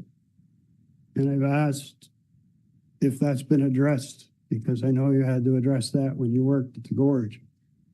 And no one seems to know the answer to that. And I'm curious about it because I knew 2 Richmond residents that worked on it. Interesting. So I believe that we've received the archaeological permit and sign off for this project. I think that the engineer Tyler told me we got that about a month ago. So I think that they looked at the history of the road and we've gotten the sign off on that because that is part of the process to get to construction. So that's the easement. But you had described in your email some of the issues that led to your request. And you also, I think, had some history about the parking area and how that came to exist. Yes. So where there is, and I'll put in quotes, parking area was created when the town resurfaced the road with gravel a number of years back. Shortly thereafter, and that made it wider at that point for a few cars, maybe 3 or 4, to physically get their car out of the travel portion of the road. And so that, before that, it was difficult for someone to do that there. So when that got done, it made it much easier for people just to, pull in there and do that. And so I gotta go call my wife. that was the outcome from that work. The problems that it creates for us as property owners there is extensive. I've got 2 pages. If you want to hear a lot of them, it's not even all of them. The quality of life for us there is degraded because of this. If there was no parking, which is my request, it won't eliminate all of it. I'm not foolish. But it would greatly decrease it to a point that maybe, it would be infrequent. But anyway, there's... Can I ask a quick question? Yeah. Setting the stage back to the map. So the road and the parking area are bounded on both sides by your property, right? You own both sides of the road? So where the yellow is where we bound the road. Those 2 yellow areas on your map there. Right. So, and where the majority of the parking is, yes, we're on both sides of the road, both sides of the river. And, it's all kinds of things. You've got garbage daily. You've got a drug dealer who this is one of his spots. And growing up in that era when that was done just right out in the open, it's very easy to see the transitions in the transactions. I remember Chief Buck when I mentioned it, not Chief Buck, Muldoon, about this. He was like, oh, you got to get the exact colors and the plate numbers and get close enough so you can get a picture or a good description of the people. And I asked him if he was crazy because I'm going to stick my nose in a drug deal because I might not live through it. You've got, all kinds of noise going on. You've got people come, they target practice on property. And the only time I approach people is a situation like that, when there's really a significant problem. And when I approached those guys, well, they didn't point their firearms at me. They held them across their chests to intimidate me. So those type of things go on. There's fecal and urine waste from people and dogs all the time. They take your town signs that you do have out there and they pull them down and they throw them in the river. And that's been going on for quite a while. There's times when it's not passable. I've had, when I got my new maple evaporator, and the trucker from Canada, Richmond, Dugway Road, has such a reputation that he wouldn't even attempt to come down to the farm from the Huntington Road. I had to hire another truck at an additional expense, put it on the other truck, and bring it down to my sugar house. When I got my Christmas tree baler, the trucker wasn't aware, and I had to escort him from our farm on the west end to Jonesville because his next stop was Canaan, Vermont. And we got down there and his truck wouldn't fit. So I had to yell out, and I'll admit this, and kind of make people think that I was the police department, to get up here and move their vehicles so that he could continue on his journey. And then people will direct to me if I have to interact them. They used to drive on an old farm road that went by the barn down to the river, but that's gone because of the flood. And, set up barbecue, picnic, and whatever. This started to happen again this Saturday. They didn't drive down, but they walked down. Then on the rare occasions that the constable comes and tickets people, as soon as they see that, they'll start parking somewhere else on property, such as my sugar house, or on the other side of the house. They'll pull off the road there because it's flat. And, this is normal stuff. All this stuff I'm telling you now is normal. It occurs regularly. And, if I ask people to leave, they don't care what I'm asking them to do to get off private property because they're doing something that's drawn my attention to them because of that. Last year, I got attacked by a dog by someone who was there. And I'll have you know that less than 24 hours before I needed to start to get rabies shots, because the dog had no registration, no collar, nothing, call the Richmond Police Department. Recording says call Heinsberg Department. Tells you to call the state police. State police take the information and say thank you. And I asked them, well, anything gonna? No, they weren't gonna do anything. Maybe your town will help you. I will say that the town officer did, with what little information I had, track the guy down and his dog. I did not have to get the rabies shots. But just think of the anguish I went through all those days. That's not the only time. I've had another person with a dog on property sick their dog on me because I was bothering them working in my sugar bush. Anyway, it goes on, and the backcountry skiers, they like to pull my sap lines down, even during sugaring season. Then I have no vacuum. Right. The mountain bikers, same story.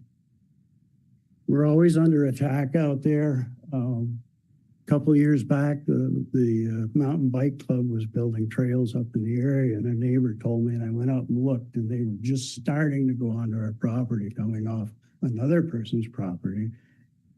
I contacted them. At least the woman in that group came and met with me, and we talked about it and discussed it and looked at maps, and she took care of it. So I'll give her credit for that. But still, we're always under attack out there by people that just want to do whatever they want to do, wherever they want to do it. So I lose money on things, I lose time on things, and, all of those types of things happen. making repairs to the tubing because, you know, you're trying to make syrup. Throw some other pieces in there. They fit into how things go. Every year, I have to report the number of Christmas trees that get stolen at night. On the federal tax form, we have to keep track of our trees to the tree. And of course, the state wants us to do that too, so that they collect their sales tax. But it's that we have to keep that record in detail. So after the season, I go out and count the stumps, and I'll have 5, 6, 7, 8 more stumps than that were unaccounted for. So the thing I can tell you about signs was, you know, you can put them up. They won't do any good.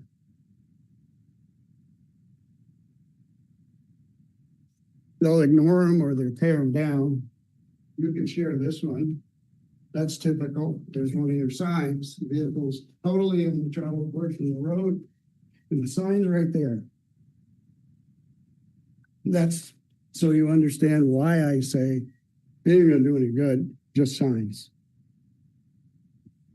This is not a hot day. This is a typical warm day. So you see how many vehicles are in the travel portion of the road.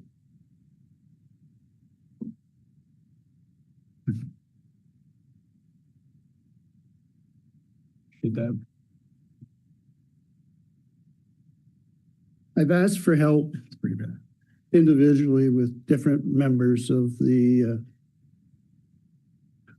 think of the right word, town administration, maybe, selectman, manager, other people of interest. And why I'm here today, because I felt it just keeps falling on deaf ears. So if you would consider doing that, I have some suggestions that will help. You can sign it, but you're going to have to enforce it with the laws. You're going to have to put physical barriers in place. If you don't have the physical barriers, it's not going to change anything. Right. And when you put the physical barriers in place, they'll find another spot. And a perfect example of that is a couple of weeks ago, the town constable was there writing tickets. Well, one guy pulled in and parked at the sugar house. Another guy went past the house, and there's a flat area up there, and drove and had his nose up to the Christmas trees. And I asked him what the hell he's doing. And he said, well, I don't want to go down there. I'll get a ticket. So being a farmer, I'm there almost every day. And being in my 70s, I don't last all day. So I'm not there at the peak times in the summer because I wear out and I have to go home. But, you know, this is the kind of stuff. These are examples. It's not, like I say, it's not a complete list. And if you did these things, you'd have to be prepared to do additional things as the public adjusts to the things that you do. There isn't anything I can do. I can ask people to leave. The man with the dog who attacked me and chewed both my legs up, I asked him to leave. I had to go up to Sugar House and get my phone and start making those phone calls. And I watched and watched and watched. And it was just short of an hour before he left. So he went swimming for a while and did whatever. And that's typical too. You'll have people fights, dog fights, all the time. People will drop their drawers in front of me and take a dump. I'll be in my Christmas tree sharing them. And there was 3 ladies. 2 ladies stayed at the road. The other lady walked down in behind a couple Christmas trees and dropped her drawers and took a dump. I thanked her for the fertilizer. On she went. She didn't care. I'm sure that you're aware that the public is different in the times we're in now than they used to be. And I'm aware of that. But when this is thrown in your face every day, you reach a point and you say enough's enough. We're gonna find some solutions and we're gonna go for it. And as I said, when it comes to the easement, these aren't directly linked. I'd like to plumb this with you further. I don't think you need to convince us that Dugway Road is problematic. I mean, we've taken a stab at trying to manage parking along that, but you know, I just live across the river on Snipe Island Road, but I ride my bike the length of that road often in the summer, and I see what you're talking about. But even your cars parked. parking committee, when they came with their Right. measuring devices, they did their thing. I asked them what they were doing. They wouldn't even tell me their names. Well, I think you're here at the right place. I mean, the select board has it within our wherewithal to help you. None of us are sort of deputized to patrol the roads on behalf of the police, but I mean, the kinds of things you describe are just plainly unacceptable and deserve a response. I'm not aware, as I look at the map, I'm not aware of parkable surfaces for the entire length of that lower yellow line, but I'm well aware of the upper yellow line where you mention it. And I think, I'd like to ask you to just address for a minute that the engineering request, because the town is coming to you and asking you for consideration so that they can fix the road. Would those engineering improvements cut into your arable land? Are you going to lose X number of acres, or are you going to? No, the amount of land is not significant. Okay. Unfortunately, the only way that I say these two items could be linked, it's the first time I've ever had any leverage. Fair enough. And then, so the engineering repairs could be affected without you taking a big economic hit. So I'm just wondering if you're looking for some other form of compensation other than help with the parking. I shared this with Josh. I was a career home builder. Yeah. And so I've been through pretty similar scenario 2 or 3 times as to what this road repair thing is. And the family there's not opposition to it, if that's what you're wondering. It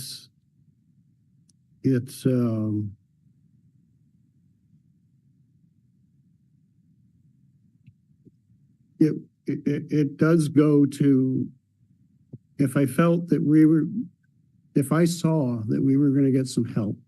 Right. If I saw that was going to happen and what was going to happen was actually going to amount to something, the family would be encouraged to help speed your stuff along. I've got family members who grow Christmas trees. I know what that work is like. It's interesting that people are essentially parking outside of the right of way if they're parking on that side of the road, it seems. Well, they just No, they're not. no. Don't you have stakes that are about the edge of the right of way by that parking spot?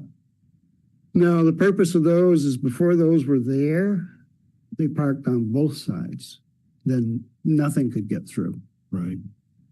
It gets bad. Can I just, as far as number of spaces, so I asked Chief Cohen to kind of take a look at this. He said that in those yellow spaces, there's about 6 legal parking spaces where you can get fully off the travel portion of the roadway. And I think, as you mentioned, they're mostly on the northern section because the southern sections are pretty steep drop off to the river. So we're really talking about 6 spaces. And I think right now there's about 50 parking spaces that would be legal off the travel portion of the road on the entirety of Dugway that aren't in that red zone, which is no parking, which extends for 2 miles. So just to give scope. If I may, I'm John Rankin. I'm a member of the Parking Advisory Committee. We haven't had a chance to discuss this, so I speak only for myself. We did run into Mr. Aldridge a few years ago when we were looking for parking spaces. I apologize if I didn't share my name at that time. And so three of you weren't on the committee a few years ago when there was much change to the parking regulations on Dugway Road. But there was a cooperative effort with town staff, with the select board, parking advisory committee, trying to make sure that emergency vehicles could get through to make things safer. We looked at the parking of the 6 spaces that are legal, that are off the traveled way, and wanted to not change those, to leave those as legal. And my concern is, and if Mr. Aldridge deserves compensation for helping with the construction, that's perfectly fine with me.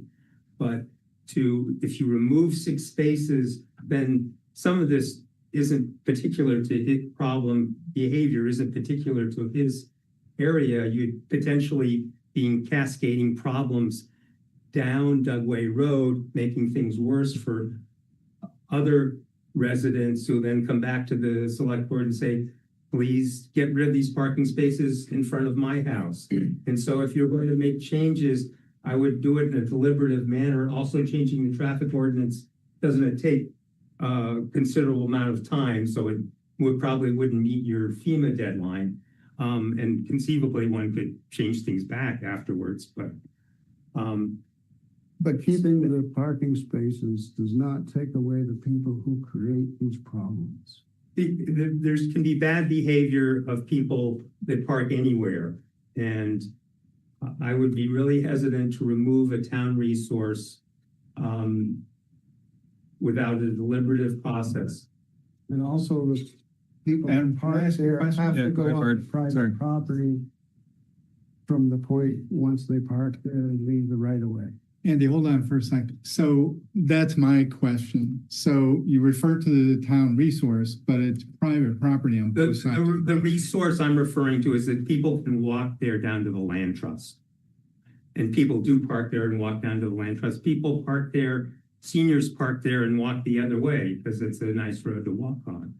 So the resource is a parking area that currently is in the town right of way and available to town residents. Let me ask a follow-up question if I could. You know, one thing that people do under these circumstances is put up no trespassing. They post their land. So I don't want anybody here without permission. Have you contemplated that and the pros and cons of trying to? There's way more negatives to posting than there is positives. Fair enough. Don't need to speak out of turn, but we have Paul and then Chief Cohen. We have some 3 great towing companies here in town. And if you with the proper signage and people are parking legally, they got towed. They get the message pretty quickly. So that's how they do it in the big city. You park in the wrong spot, you get towed. And the fine has gone up this year with the vote of the select board. But the fine, I don't know how often people pay that fine, but if you remove their car, they're going to pay a fine. So should maybe have a little bit more teeth in this, because this problem's grown and grown and grown. Yes, it has. 30 years I've been here, and I feel sorry for the people who live on Dugway Road. Chief Cohen? So I guess my first point would be to Mr. Aldrich is if you do post a property or if people are on your property that are misusing it, please give us a call so we can address it when it's happening.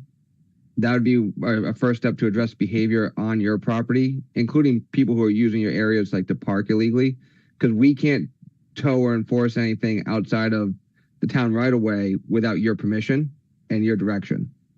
So if you call someone's trespassing or they're parking at your sugar house and not supposed to, make sure you can call us and then we can go and address it. The other piece would be if this does turn to a no parking zone, it would be year round, which includes people who might be visiting him and his property during the winter time, or it might affect his property in that sense too. So be aware of that. And lastly, we have been stepping up enforcement this year with a high number of tickets and have been towing cars who are parked illegally that are blocking the roadway. So those actions are happening this year. And at the end of the season, I plan on doing a compiling of all the tickets and who was paid and all that stuff, and give a response to see if our efforts from last year's change has made a difference.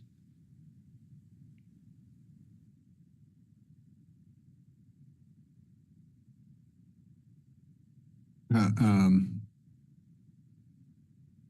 mean, this is as tricky an issue as parking on all of Dugway Road is, right? That we can sign things appropriately, and there is always people who do not follow the signage. Yeah, I mean, your malefactors are largely in their teens and early 20s. And I know there are older people too, but I see who's coming and going from those parked cars.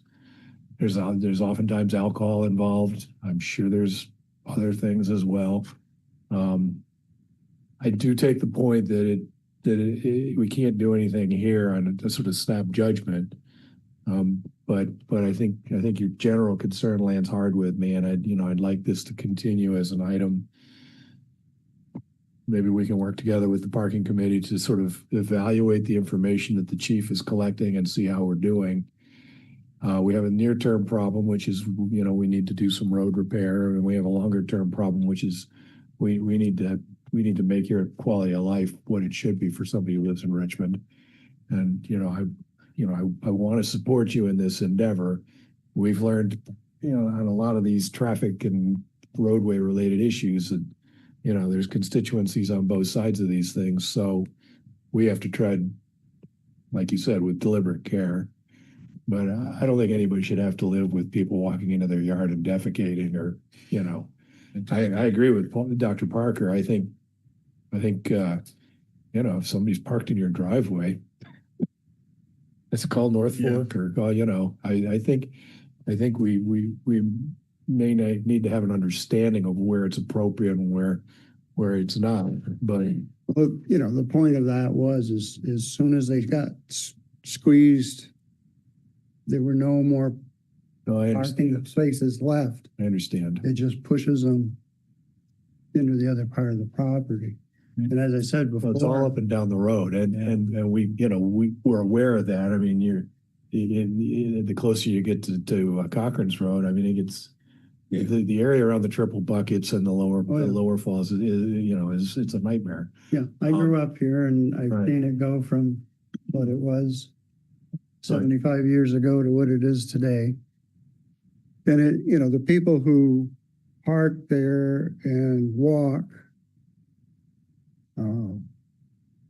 that's an extremely rare occurrence.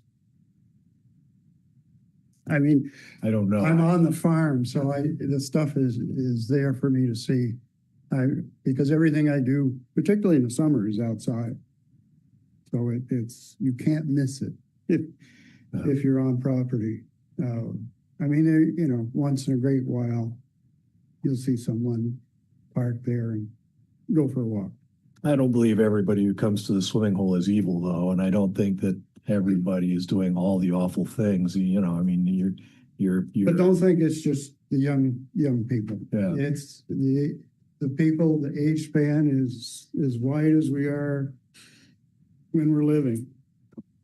And don't think that I've had people say to me, "Oh, these are all people from Burlington." It's not. No. Because when I interact with them and do find out something, it's, Richmond people, Huntington people, Heinsberg people, majority are close by. Another thing that happens that I thought I had stopped 3 years ago, started up again this year, is there's a group of people that come out from, I don't know where, dig up plants, and they take them to Burlington and they sell them to the nurseries and the health food stores and whatnot, and they just appear and start digging.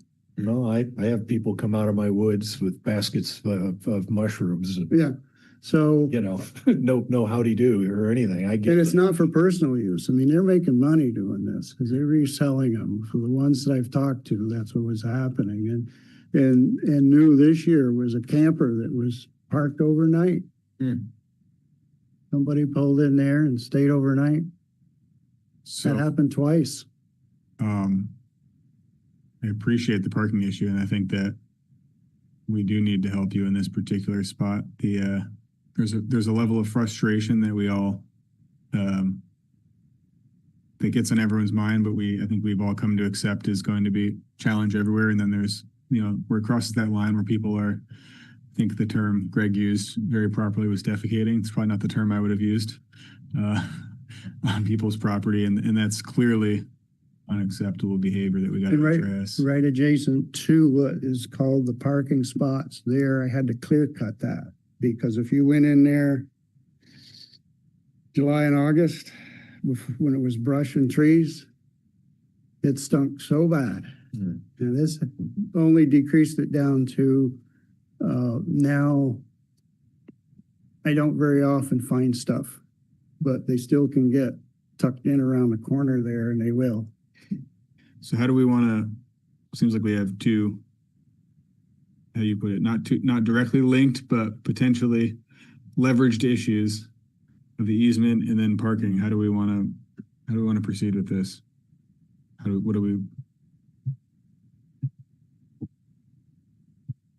don't have any. If we change the parking and take away the spots, are they just going to park in your driveway? Like it sounds like that's what happens when they run out of parking. They may park farther down Cochran Road, and then you'll have other people, residents, coming to you and saying, ban the parking in front of our house.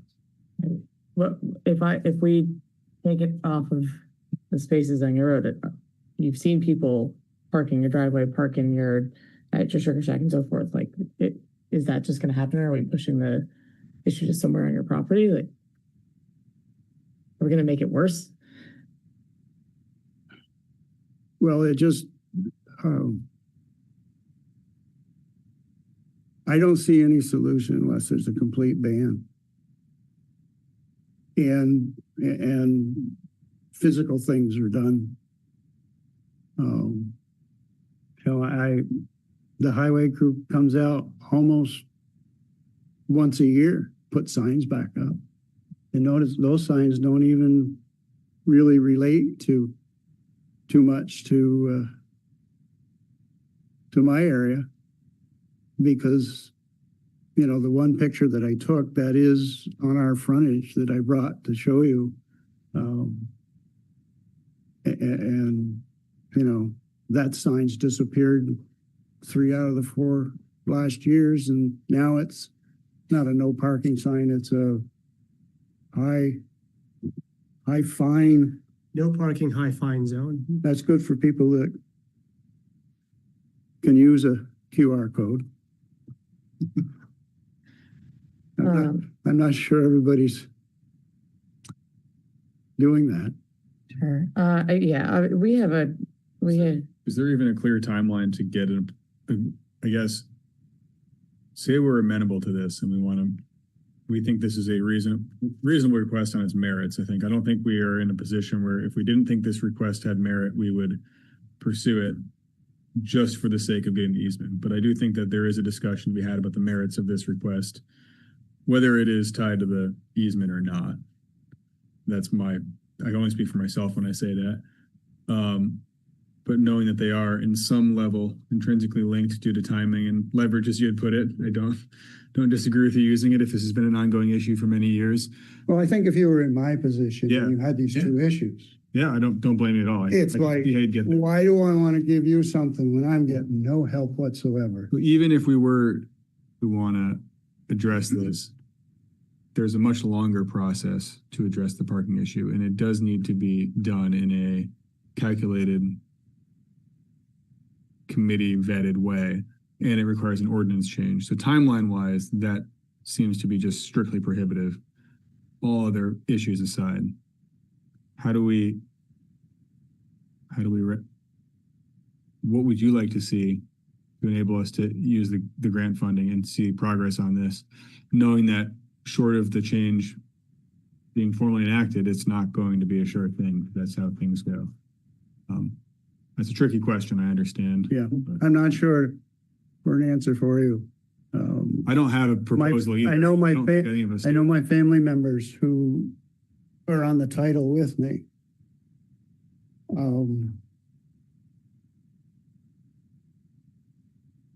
Need a commitment.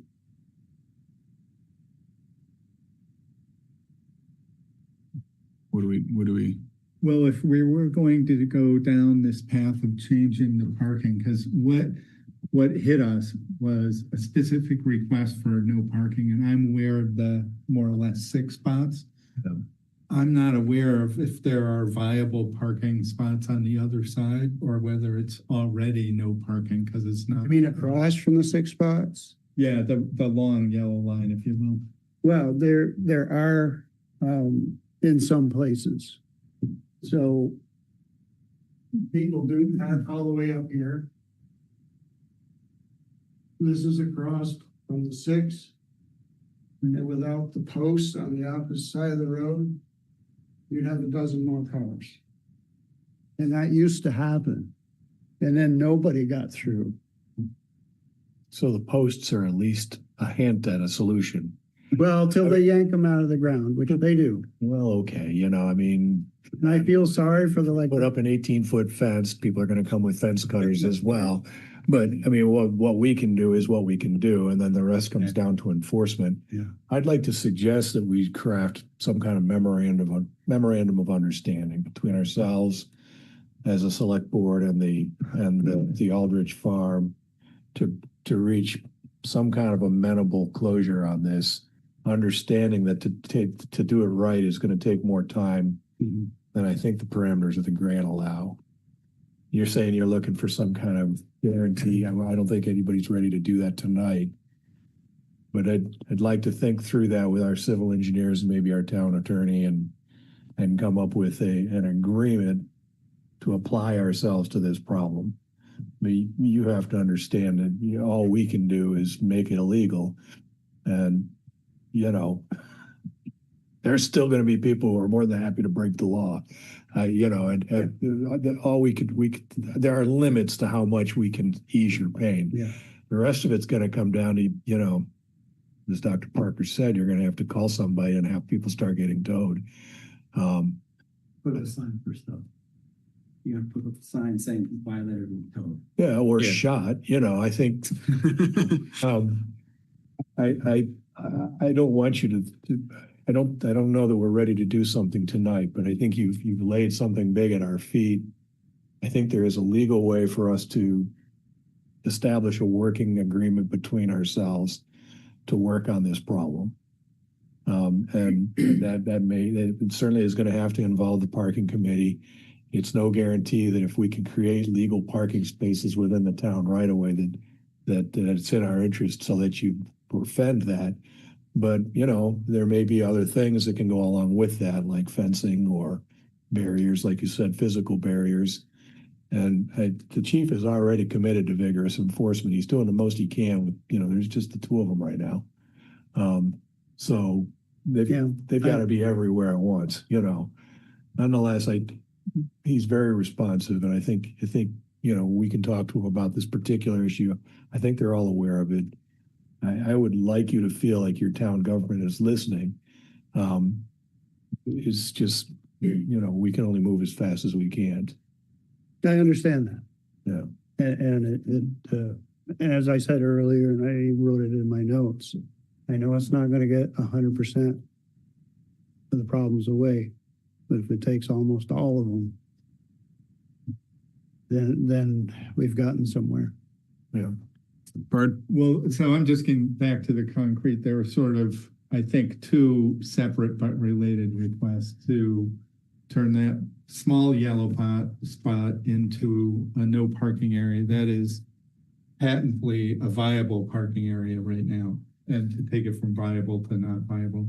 And then the second request is the yellow down there. To go down that path, we have to contemplate a change to the ordinance and a hearing, so we could at least take the steps in that direction. And any time back off it, but at least to go down that path. Because then you'd get into a discussion of the pros and cons, and people will come out of the woodwork or out of the woods or whatever and say what they want to say for or against it.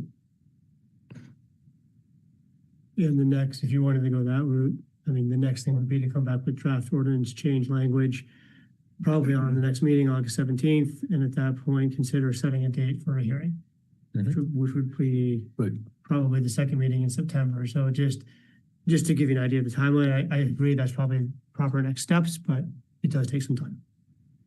I don't know, draft ordinance is gonna be, it could be premature until we've had a chance to do the deliberative process that parking committee is requesting. I do want to carry this forward, and I don't know if we can ask for any kind of maps or anything that the parking commission has, that we can use to work on this issue. When do we run out of fuse on the grant? November 30th is our completion date. Completion date. Yeah, but that's for construction, so that's pretty quick. What is it, a 1 month construction? Probably slightly more. It's a decent amount of work. It's not in your interest to have Dugway Road fail any more than anybody else who lives there. No, because when I started the Christmas tree farm, it had failed. Right. And the trees kept growing, but I had no sales because people felt they couldn't get there. Right. And so I know what that means. Well, that aims them up West Whitehill, which is not where you want. Well, an aside from this, our location compared to the village always amazes me. People from this part of town think that the way to get to like the Christmas tree farm is go to Jonesville and then come there. And that's quite a bit longer, and it's dirt roads. And that's, versus going on Huntington Road and coming a short distance. Christmassy though. Yeah, it just amazes me. It is over the river and through the woods. You got to go up or down the dirt road. It's always better to go up the icy road than down. So. Yeah. And even if the town got rid of those 6 parking, changed the traffic ordinance, got rid of those 6 spaces, construction could be done, the town could reverse itself. So maybe Mr. Aldridge feeling goodwill that we're working on his problem rather than a change in the traffic ordinance would be the most meaningful. Well, yeah, I don't want to forever close the door on legal parking spaces. Again, this is a town-wide resource, and to the extent that it's within the right of way, we have to take care. But all the other activities you described, all the various and sundry forms of trespass, all of that really needs to be stopped. But this never took off until the spaces were created. All of this activity never really got going. I know, but those swimming holes are very popular around the state. Yeah. I'd like to get to a point where you feel comfortable letting the road repairs happen, understanding that at the end of November, that money's gone. Maybe we all go away and come back next meeting with some thoughts on how that happens. You don't have to convince us of the problem. I don't need another recitation of the evils of swimming hole denizens, but I do think constructive thoughts on how you think these problems can be helped, and physical barriers and the like. I don't know. I'm not in charge here. So. You are 1/5 of in charge. Okay. Caitlin. I think we've all said our piece. I'm just trying to think of okay, if you take those spots away, they park somewhere else, right? So if you take the 6 spots away or parking's full, they end up finding another place to park, and that's part of the whole picture. So we're trying to band-aid. The bigger issue is if we don't have parking up there, there's no good parking up there.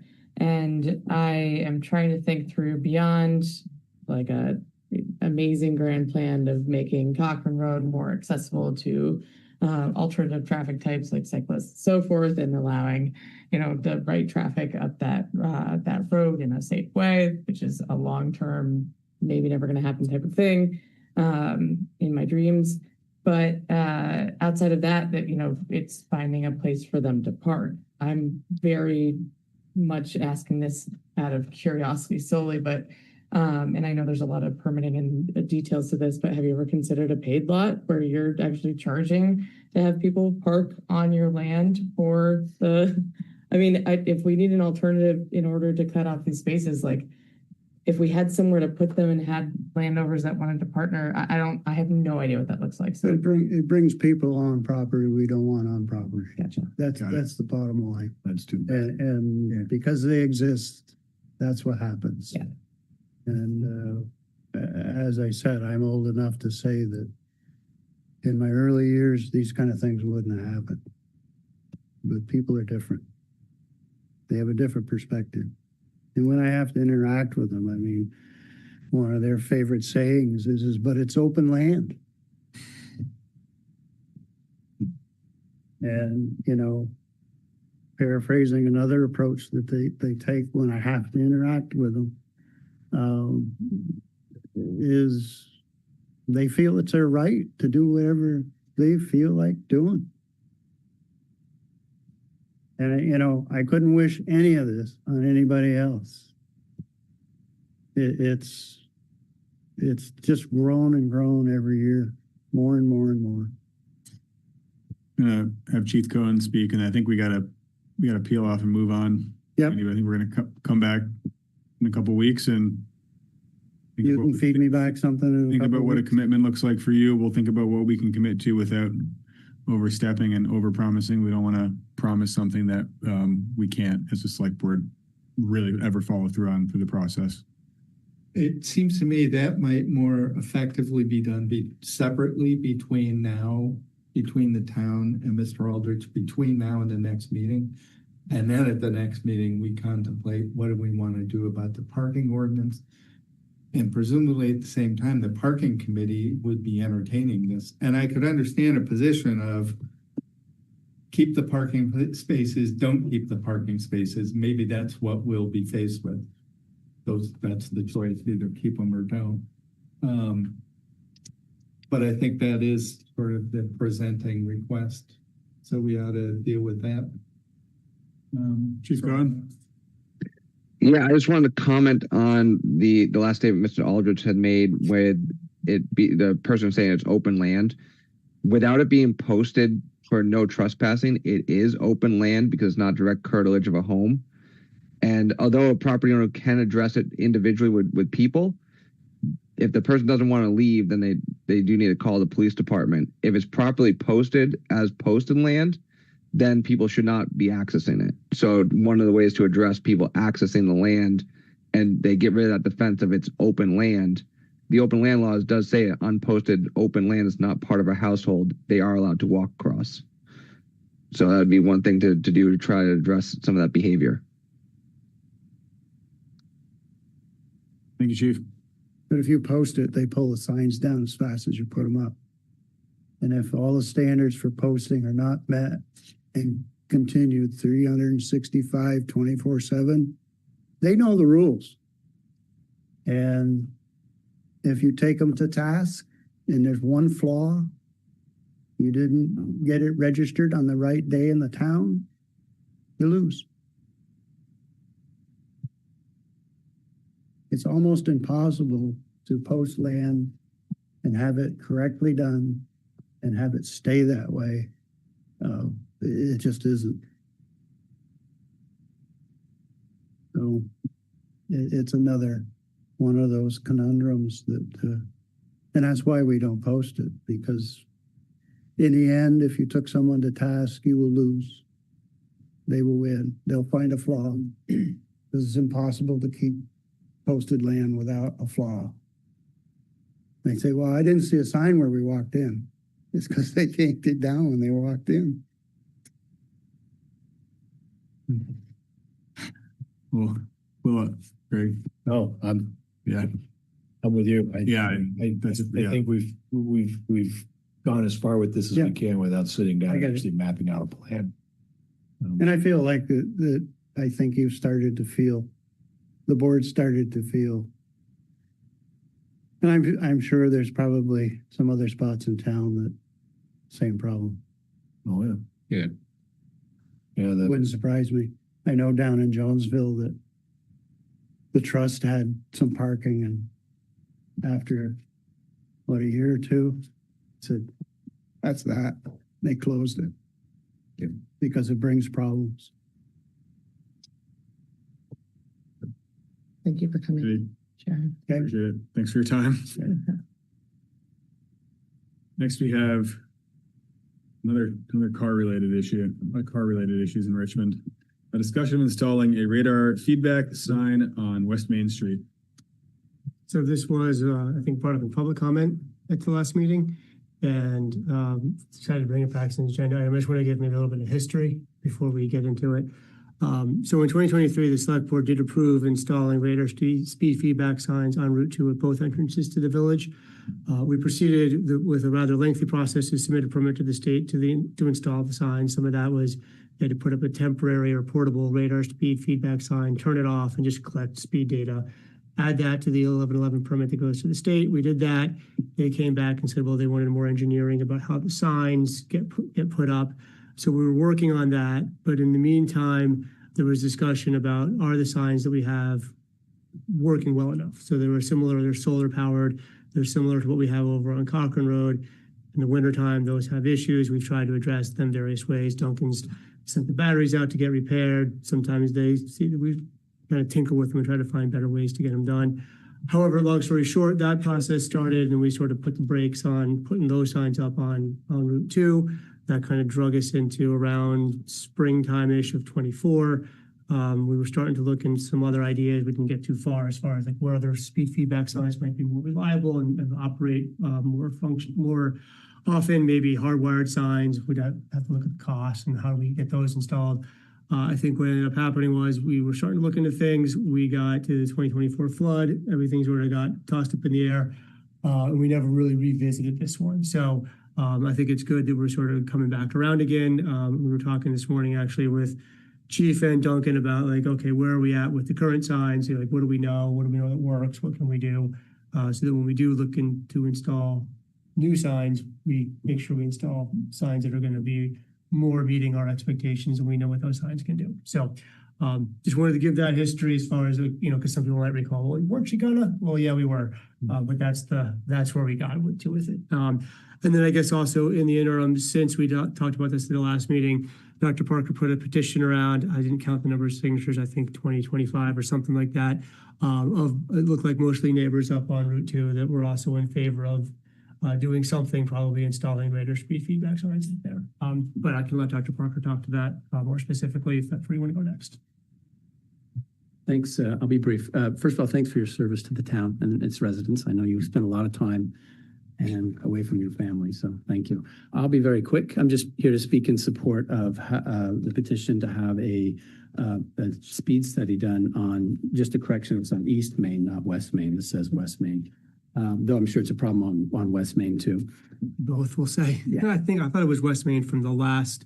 I think I wrote the agenda item based on the public comment, and your petition was East Main? Yeah, it's fine. Sorry. It's not a long strip of road. I was just They're connected. The final touches on this when I got your petition, so I was trying Main Street. trying to include it. Not a problem. So, and the other thing that's happened in the meantime is the overpass was reconstructed, and it's a much straighter shot into town.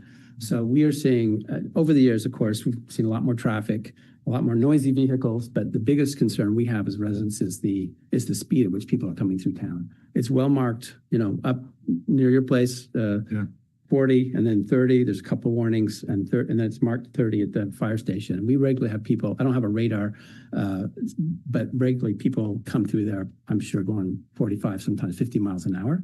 There are pets, there are kids, there's a blind woman who lives on the road, and it's just a big problem. We know that the police can't be everywhere. There's not enough police to enforce all of this.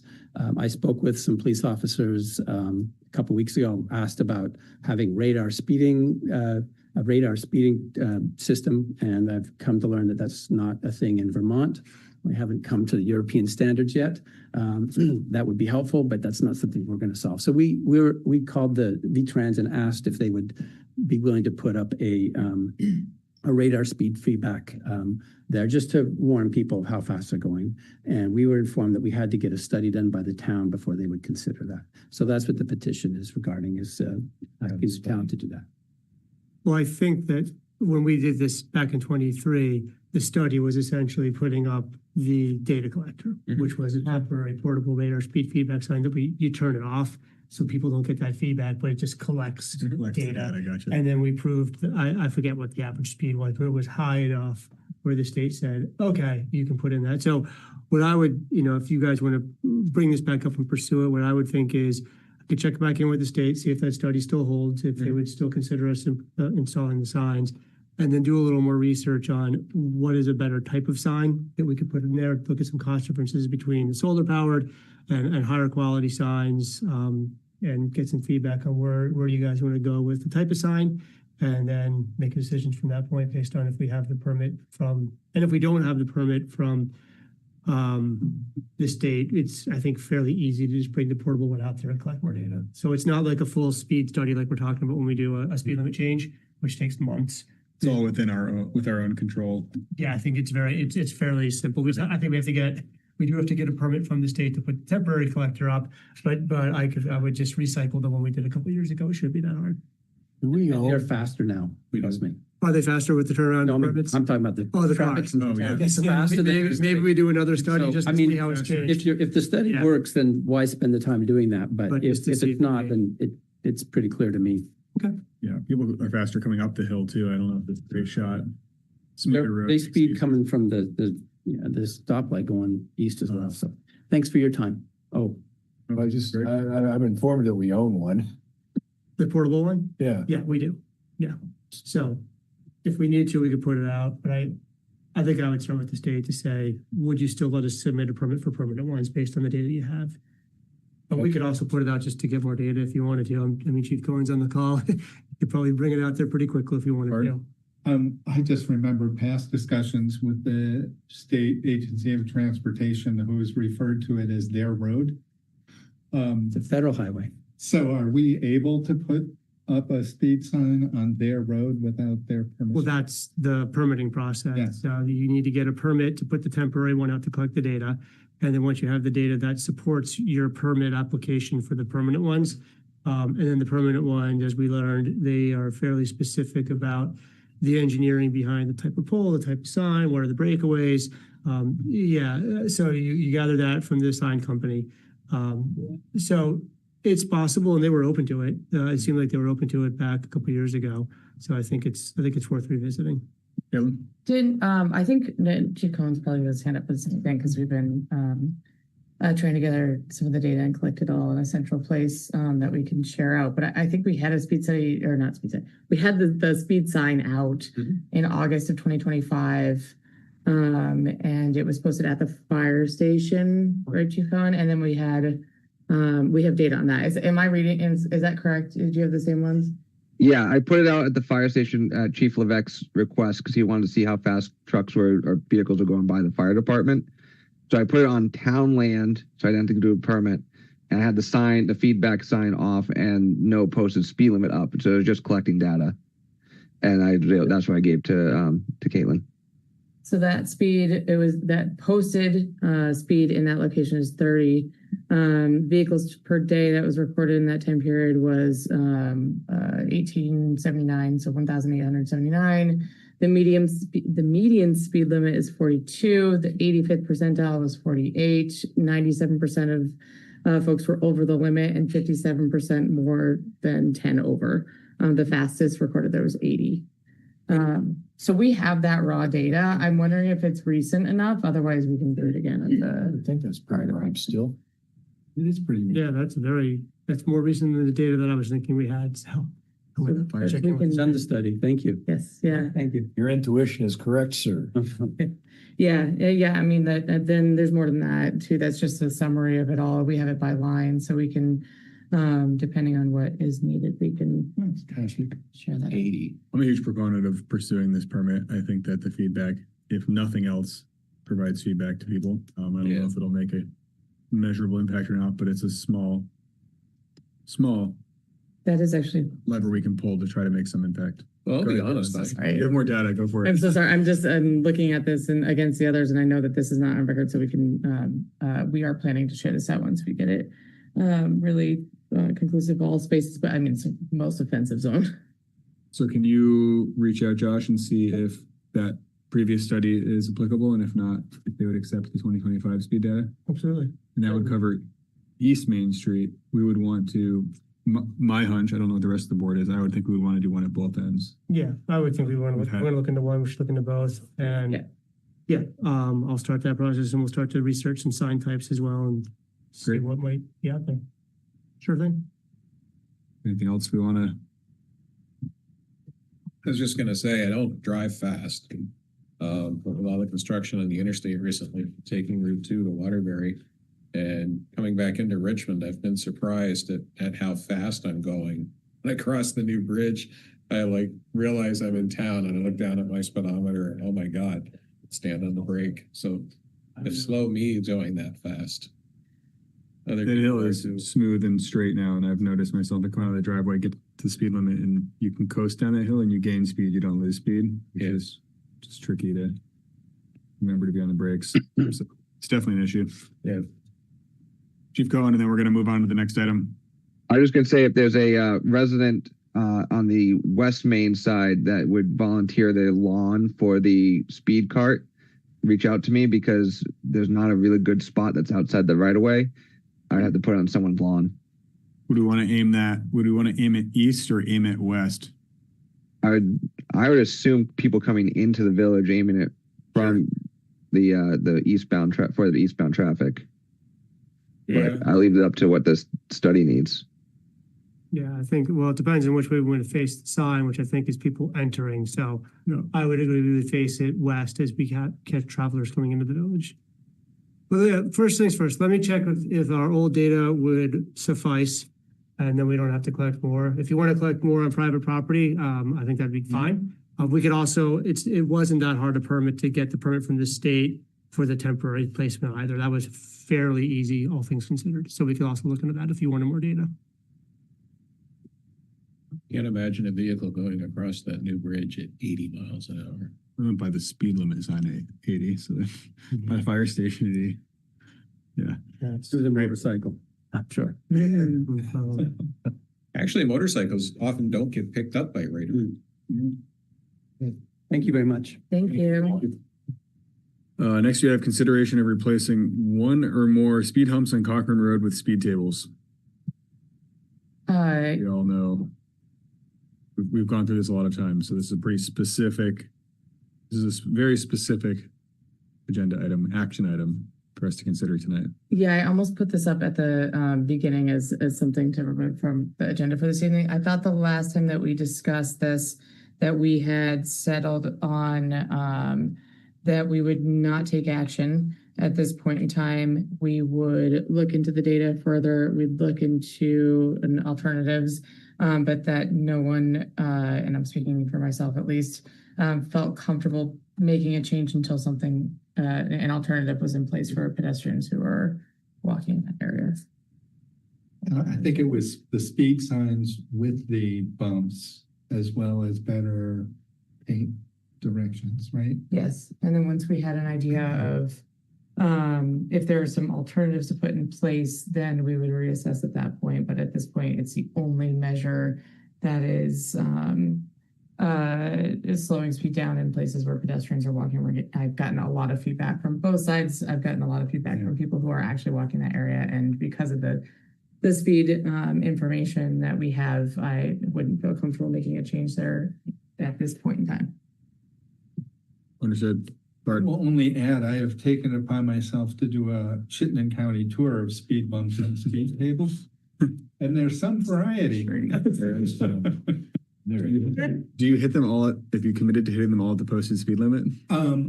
I am basically shooting at 20 to 25, and it's 20 and then 25, and like Williston, they are speed tables that behave pretty similar in my vehicle to the speed bumps on Cochrane Road, but I don't know how different vehicles are. I can go over both at 20 to 25 miles an hour. Great. I think perhaps because I wasn't at the meeting on the 20th of July that I might be missing something. I just was trying to understand what Mrs. LeBounty's point was about truck traffic. Oh yeah, she had pointed out correctly that is a designated truck route by signage, and I had raised some concerns about the weight of the roads and all that stuff, and how those just seem to be incongruent with the signage for truck route and the signage for weight were kind of incompatible, and then there was further, maybe the underlying part there is that the use of the road has changed a little bit from when we designated it as a truck route. So that was brought up as. It doesn't speak to the speed bump issue per se. I think it was, viewed as adjacent because we're putting speed bumps in a truck route and possibly slowing down or damaging or creating noise for neighbors and stuff. I think that's how it was framed. That's not a formal. I had thought that was designated to be a truck route because of construction on Route 2, which is now done. So I don't know. I ride it almost every day, and I think because we have projects going on all over town, I see a lot of 13-yard dump trucks.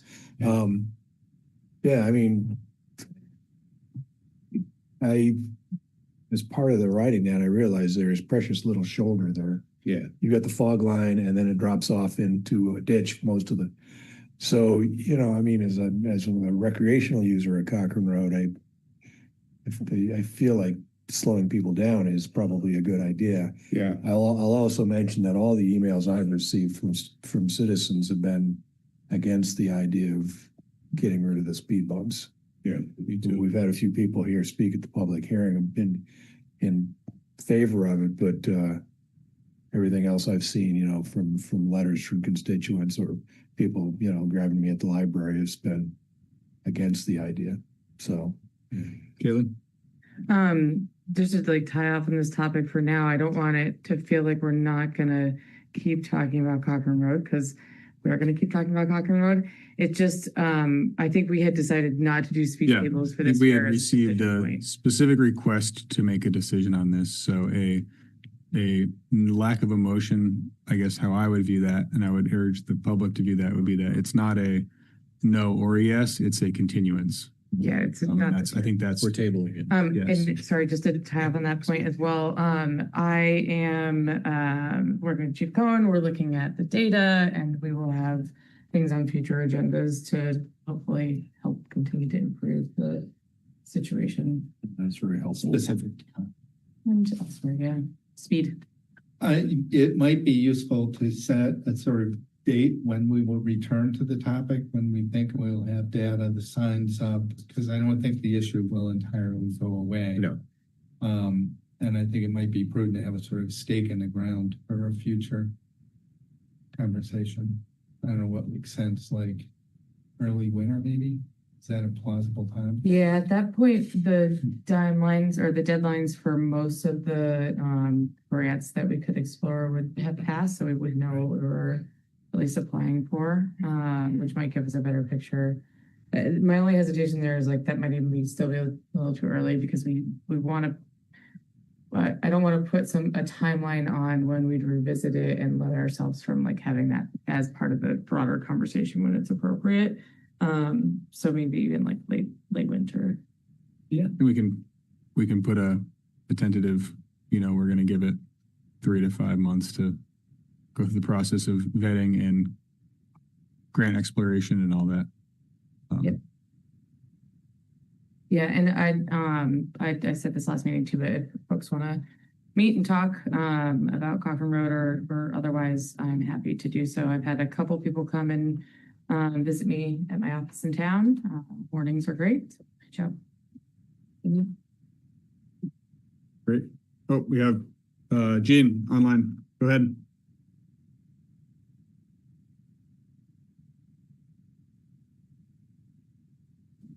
Sorry, I had trouble unmuting.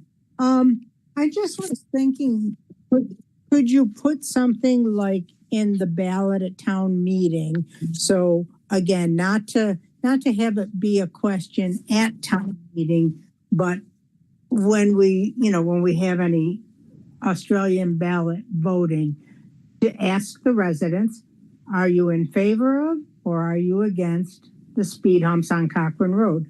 And so there's no real action, but giving all the voters an opportunity to give their opinion, because not everybody will come to the meetings and not everybody, attends the select board meetings, but everybody has an opinion. And so wouldn't you want to hear their opinion? Gene, just to clarify, you vote on you envision that kind of being an advisory item similar to some in the past? I think that's a good idea. Not even really an advisory, I guess you can call it that, but it's like just getting information. That's a good way to get information on how people feel about anything. So no action to be taken, but what do you think of this? Yes or no? So just one note procedurally on that. I think that's a good idea to get more information, but it would have to be an in-person question because it's a public question, it's advisory. The only things that can go on the Australian ballot are like elections for individual offices or budgetary items. Oh man, that sucks. Well, well, how about? But a survey, so a survey is another way to reach out and do it. The only concern, the challenge with the survey is you don't know if it's all Richmond residents responding. Yeah. It could be out of town who are responding. So we could do kind of go the honor system a little bit. We could do both though, and we can kind of weigh them against each other and use them best too. Show up to vote. Yeah, well, I do, but a lot of people I see what you're don't. saying. Like a survey at town meeting. Yeah. Thank you, Gene. That's a great idea. All right, thanks. Okay. Next we have an update. Oh, this is the wrong one. We have discussion of options to consider regarding requests to improve legal trail number 2 off of Dudley Road to a driveway, including a license agreement for improvements and a discontinuation of the legal trail. Do you want to give us some? I'll give a bit of Before you start, I just need to indicate that I have to recuse myself on this issue. So thank you. That's great. So I guess I'll give a bit of a, I assume you're Mr. Chiarelli? Yes, Okay. Mr. Chiarelli. That's I've only spoken on the phone, so nice to meet you in person. So I guess I want to give a bit of a history. I know we put this on the agenda 2 weeks ago. It was sort of the first time the select board had a chance to look at this. And I will say at that point, we had sort of limited information and maybe didn't do a good job of explaining to the board and to the public what was going on. So I want to go back, I think, to 2022. There was a item before the board, actually 2 items, looking at this trail as a potential driveway in the future. At that time, there was an access permit and a road name. The select board did approve the access permit, knowing that there would be addition at some point a house at the end of this legal trail. And they also approved a road name for this. In that time, then after that, there was a decision before the DRB, a DRB application for adding the house. I think it was a subdivision application. It was discussed to add the house, was approved. I believe that on the plans for the DRB application, it did indicate that it was a legal trail, but it really wasn't explored with any more information or any detail about what that would mean for the development of that into a driveway. So the legal trail, I guess I should define that too for everybody. So legal trail is basically the town has the rights to that right of way. It does lay over private property. In this case, that property is owned mostly by the Rosens up until the end when it's owned by Mr. Chiarelli, who's recently purchased that. So the town does have legal rights. People can walk on the legal trail like a trail. It's open to the public. So then Mr. Chiarelli came to the zoning office maybe 6 months to a couple months ago to look into getting a permit to develop the driveway. At that point, the zoning administrative officer, Dante Denault, looked at it and said, oh, there's a legal trail here. What do we have to do with that? So that's when it kind of circled back to my office. I said, oh yeah, I remember the history. This goes back a couple of years, but we never really addressed how do we go about developing that into a driveway? What are the proper approval processes?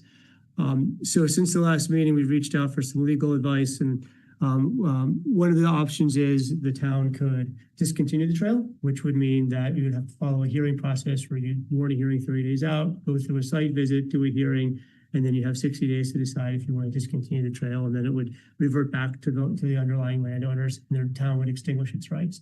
Another way that's potentially a little quicker is to do a license agreement, which would basically say that there's the right to develop the driveway at the landowner's expense to build and to maintain, and the town doesn't take any responsibility for maintaining it. At that point, though, it would still be open to the public to walk on the trail. The location of this trail, and I'll share a screen. I was reading from some notes here. Let me pop open a map just to show the location of where we're looking at here.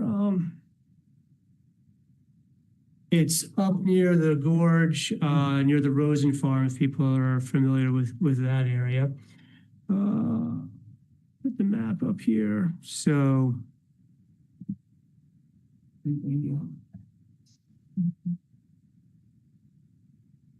all right, so here is Huntington Gorge area, and this, I think Huntington Gorge is in this area.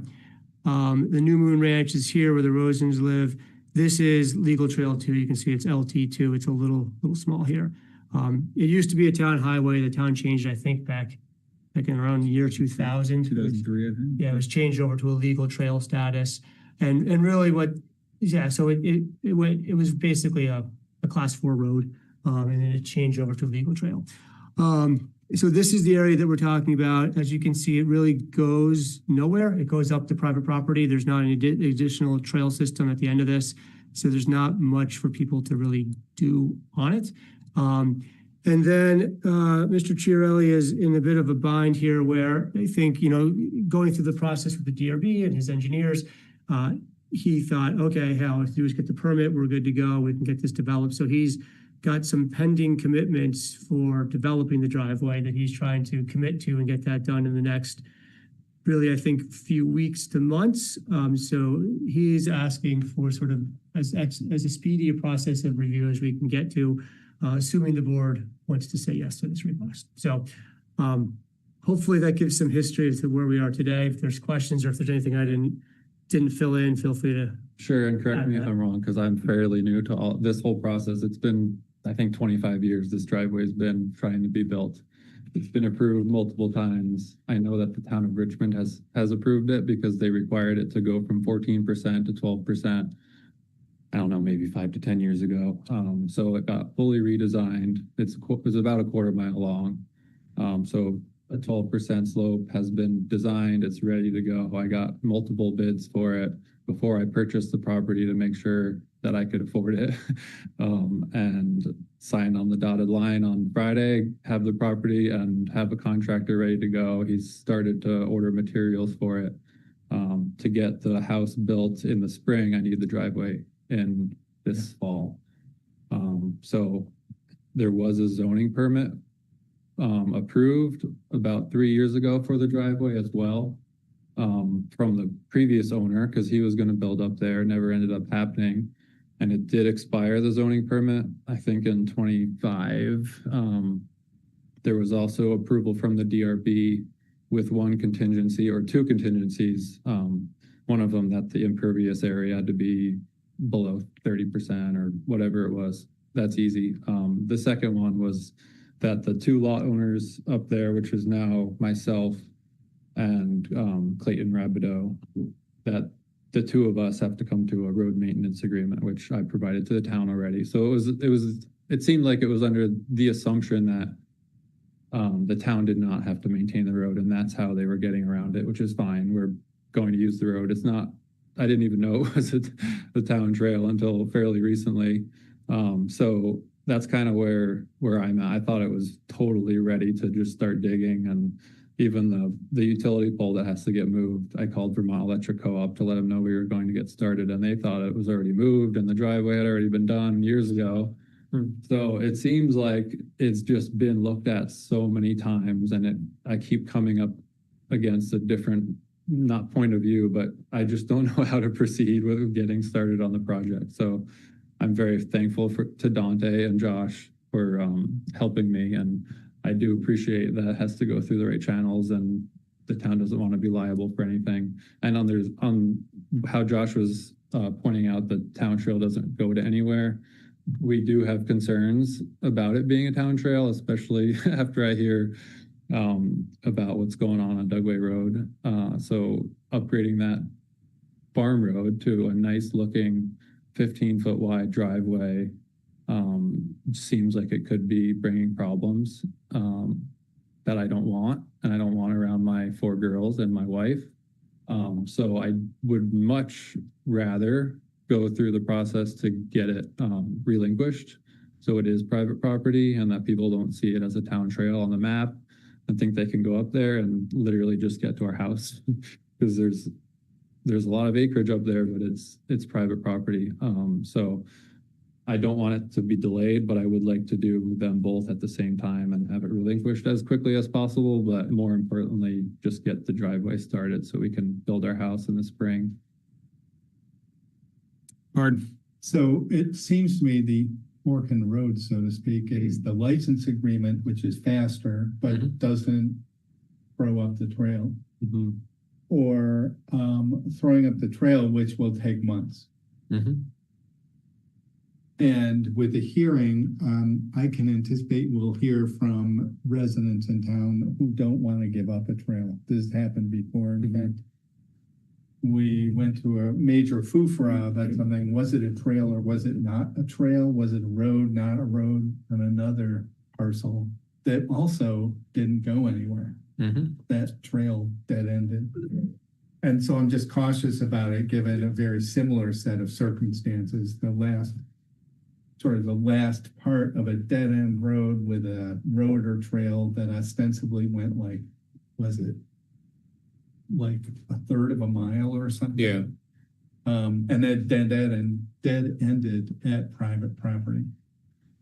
And that took a very long time to resolve. Yeah, I guess I would say two different issues, obviously mostly intertwined. The only way we're going to get you on a construction schedule would be with a license agreement. Yeah. And then I think we could pursue, you think you've indicated you would like to pursue establishing the trail. We could pursue that. Also, that's up to many months long process. An uncertain outcome. So I'd say for the license agreement, short term, I've dug through this all the paperwork, the history of it, talked to Dante about it, reviewed all the permits that were issued, and it seems clear to me with the timeline of when this subdivision was approved initially, there was a class 4 road there, and the understanding was that the owner or owners of those lots would improve that class 4 road. After that was approved, the state, there was a law went through or a piece of legislation, but it basically took old class 4 roads and reduced them to public trail status after the subdivision was approved. And the subdivision was originally approved in 2000 or 2001, and the trail thing happened in 2003, I believe. It was 2 years. Yeah. It was more like 2013, 14. If it was 2008. Well, I thought it was in the single digits, 2000. Right? It Was after the initial. So my point, I guess my point is that the initial subdivision, this was assumed to be a class 4 road that would be improved at the owner's or someone's expense, not the town's, and maintained at someone else's expense. Got turned into a trail. So getting rid of the trail status aside, I'm very comfortable entering into a license agreement. The engineering is well vetted. It's a very well engineered driveway. I'm sure that your bids reflect that. They do. The stormwater is also on the same level, and I'm sure again that I'm happy it's going to be safe. Honestly. It's going to be safe, and it's not going to wash out, and there will be no stormwater impacts on anyone around it. Yeah. So I think from that, to cover all those bases, from the license agreement standpoint, I'm very comfortable with that. I don't think we can provide you any guarantees or timeline on the trail process. We can definitely pursue it. Yeah. But it's kind of, we're just the arbiter of the public will at that point. I didn't think of that as an option until me and Dante were talking about it, and it just seemed like there was really no point for it to be a trail except inviting danger, honestly. I mean, I think, to Bart's point, people will want to never give up any rights, and then there's a valid reason to be concerned about a trail that ends only your private property. I can see both sides of that. I've never seen, it shows there where it is, but the driveway actually is a little bit off that. It's going to be shifted to the right, maybe 10 to hit the grades. It kind of changed a little bit, right? Getting dug down like 15 feet. So I don't know what technicalities there are. Technically, if you're following the trail, it's going to be off to the left of the road, which won't be walkable. So I just don't know. I don't know. There's a lot of technicalities that I'm unsure about. I certainly hope we allow the licensing, and at the time that we will throw this trail up to revert back to full private ownership. I will support that because nobody, as Andy testified earlier today, nobody stays off your property unless you physically remove them. and no one honors a trail to nowhere, all this traffic should be directed to the 428 acre town forest, all of it. So what has to happen over there? This is a future discussion, but we need to expand parking over there because that certainly has 428 acres of town-owned land. You can find some parking over there. So I support the licensing agreement for this gentleman for his driveway. And when the time comes, I'll be here to throw up that trail. Thank you. Thank you, Mary. Thank you. So what, Mary, any board members? You guys Yeah, I have agree. concerns or- Go proceed with the licensing agreement. That's my opinion. Pursue the other. Yeah. Yeah, I guess my recommendation would be just to pursue the license agreement immediately, and then we can pursue the trail issue, maybe not much later of a date, but as we get that figured out, we can do that. I think trying to couple the two together in any way at all will have a chance of tying stuff up for you. Yeah. And as far as, I guess, timeline, knowing that you're anxious to make sure you have like a legal document, it says you're good, because I know you've had a few twists and turns in this that have been somewhat unexpected. I'll ask our attorney to draft an agreement. I know he showed me one that he was working on for another town that's very, very similar. I think there's one wrinkle here where the Rosens own the land and you're developing, so we'd have to figure that out. But if he's able to get me an agreement that you agree with as well by like the end of this week, would you guys be open to doing a special meeting sooner before the next meeting, which is August 17th? Yeah, sure. Okay. So a lot of that's going to depend on how quickly the attorney get things turned around. But I'll get this to him tomorrow and try to have him get started.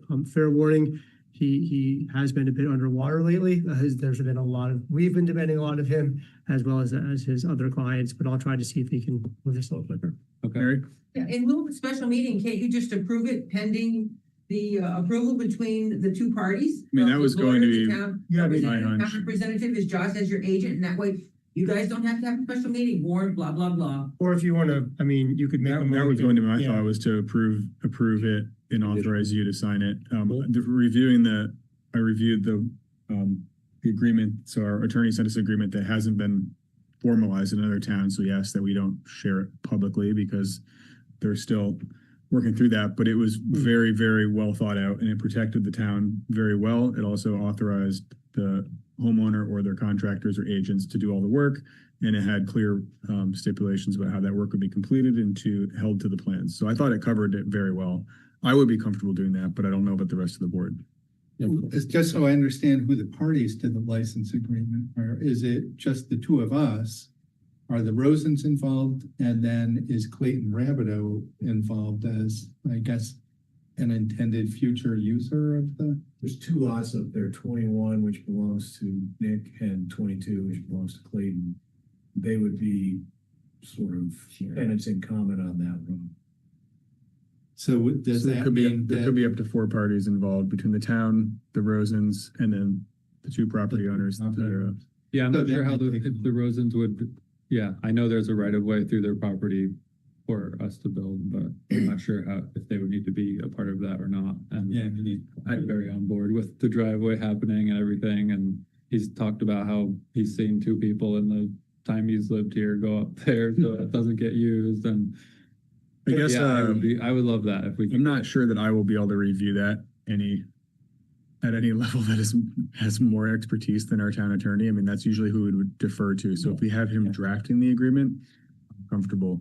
And determining the parties. Yeah, because I think he'd have to look at the parties, look at the agreements you have in place, and then look at the plans. Because as you mentioned, it sort of meanders around the trail a little bit. It's not perfectly over it. Yeah, I mean, it's cutting into the hill, so they have to move it right 10 to 15 feet depending on where you are. So I would want him to kind of take a look at all the things, and then, like you said, he's going to be the best one to be like, this is how we need to structure this so that it protects the town. And then you would want to look at your people. But I think if there's a motion to do that, I would feel differently if someone else is drafting the agreement because our attorney will be doing this. Right. I'm very comfortable authorizing you to execute that. If the rest of the board is, it's a pretty unique set of circumstances with who's drafting it and the parties involved. History of the engineering. And maybe that gives you some comfort too, like that you can put your deposit on your concrete even before the agreement's drafted, because I think you're getting some assurance from the select board that we're going to get this done. Okay, thank you. I talked to him this morning. I told him to put the order in, but I haven't paid him yet. All right, they haven't put the order in. He pays when he picks it up, he said, so. But yeah, This hopefully gives some assurance that things are on the right track. I mean, Yeah. this is the body that needs to decide. yeah, So thank here we you. go. Appreciate it. So we would need a motion to authorize, I don't know how we would word that. We were Do we need a motion or can we just delegate Well, it? if we're gonna authorize Josh, I would want to, I would I think we say- should formalize that and make a motion on it. I would say you move to agree to enter into a licensing agreement for a driveway on legal trail number 2 and designate town manager Josh Arneson as duly authorized representative to sign the licensing agreement after it's drafted by the town attorney. I will make that motion. I'll second. We have a motion and a second. Is there any more discussion? Nope. All those in favor? Art, aye. Caitlin, I. David, I. Adam, aye. Thank you, Nick. Thank you. Thank you for your time. Good luck. You'll be the one that stays on top of the hill now. Right? Third time's the charm. Thank you. See you at the next meeting. Next we have an update from road. Your jacket, Next we have an somebody's. update from road foreman to inspect a culvert that was installed into the class 4 section of Johnny Brook Road in consideration of retroactively approving the installation of this culvert. So we touched on this last week, 2 weeks ago. I apologize. There was a culvert installed. There's a little bit of a hiccup with a town committee. They didn't realize that they needed town approval. They didn't realize the town road foreman should have inspected ahead of time. They installed it and Pete was going to inspect it and report back. Did he? Yeah. As a note or? He actually said that he had talked to them a bit during the process to kind of consider what to do there. He said, I don't have an actual note from that. Yeah. What he told me was it was initially a 12-inch culvert. They kind of got smushed and I think eventually disappeared from the site somehow. So he knew there was already a 12-inch culvert in there. They replaced it with a 12-inch culvert. He actually gave them some gravel to set that culvert in. He's very happy with the way it's installed there. He also says it handles a very small amount of water. So there's not like a large amount of water where he wants wing walls or any sort of reinforcement. So he's very happy with the culvert and the way it's installed. So I think that's a good sign from Goslin. Mr. Chair, this is David. I move to retroactively approve the replacement of a failing culvert on the class 4 section of Johnny Brook Road because, as our town manager said, it got smooshed. Is that a term of art? That is now. Great. You have a second, or would we like to make him amend that? We have a motion and a second. Any more discussion? All those in favor? All right. Caitlin, I. Greg, aye. David, I. Adam, aye. Thank you to the Trails Committee too. There's a little bit of a hiccup there, but thanks for doing that work and then working with us to get it approved through all the correct channels. Next, we have an update on a timetable for installation of signage at the intersection of Thompson Road, Huntington Road, Bridge Street, and Cochrane Road, and the installation of speed advisory signs on the Cochrane Road speed humps. Yeah, so I talked with Pete. We do not have the advisory speed signs in stock. That's not something that we normally keep in stock. But because we've talked about THBC intersection with additional signage, which is fairly custom signs as far as like approaching the intersection, as well as the speed advisory signs, Pete put in one order for all the signage at once, sort of got it all together. He expects that to be in with a week or so, and he expects to have those installed within a couple of weeks. They're fairly, once they're here, they are fairly easy to just go put up. We just got to get them ordered and get them here. So that's Take end of August, somewhere around there. I'd say even middle of August, perhaps, to get those up. The rectangular rapid flashing beacon we're going to put in on Huntington Road as you approach the THBC intersection is on order. That's actually about 6 to 8 weeks. I think I saw it might be here as soon as the end of August. So, but they take a little bit of time to get here. Once that arrives, they assemble that in the shop. They will also assemble, oh no, I'm sorry. The radar speed feedback sign is on it. No, it's not even that late. The crosswalk is on order. We do have a radar speed feedback sign in the shop. This is one of those ones we were talking about earlier, which was it good enough or not for West Main Street? Well, we weren't able to return it, so we still have it. So that's going to be the same one that goes up in front of the intersection there because we have it. He's going to take the time to assemble both of those once the crosswalk comes in and then install both of those. They're very similar work where he needs a workshop and the same types of tools and equipment to put them in. So those I'd say, mid-September, mid-October timeframe, because he also has sidewalk lights and other things to get through. But as soon as those get here, he'll be working on it. Perfect. Thank you, Josh.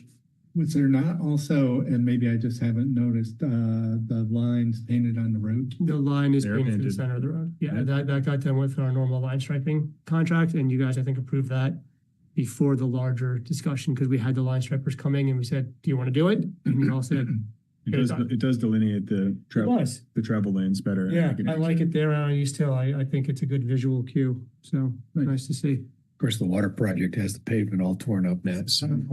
Yeah, and I think we actually, well, right, they're gonna tear up that intersection too. I think we deliberately didn't stripe the Bridge Street portion knowing it was gonna get torn up, but I have to look back at the exact order. We should send them a strongly worded letter. So anyway, yeah, Attach it to we'll their invoice. restripe it again next spring, I'm sure. Mhm. There you go. Great. Yeah. Thank you for the update. Yeah.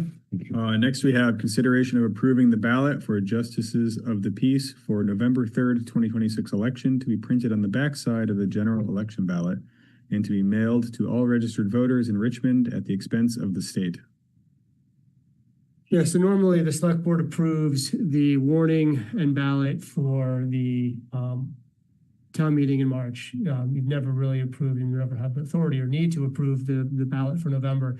The only thing that's really changing here is that the state is going to mail the general election ballot to all registered voters. And in order to mail a municipal ballot, which the only municipal election item is the justices of the peace, you need select board approval. So we'll just print it on the back. It'll be at the state's expense and they'll mail it out to all registered voters. So hopefully if you want to do that, you can go ahead and vote that. If you don't do that, then we'd have to create a separate ballot.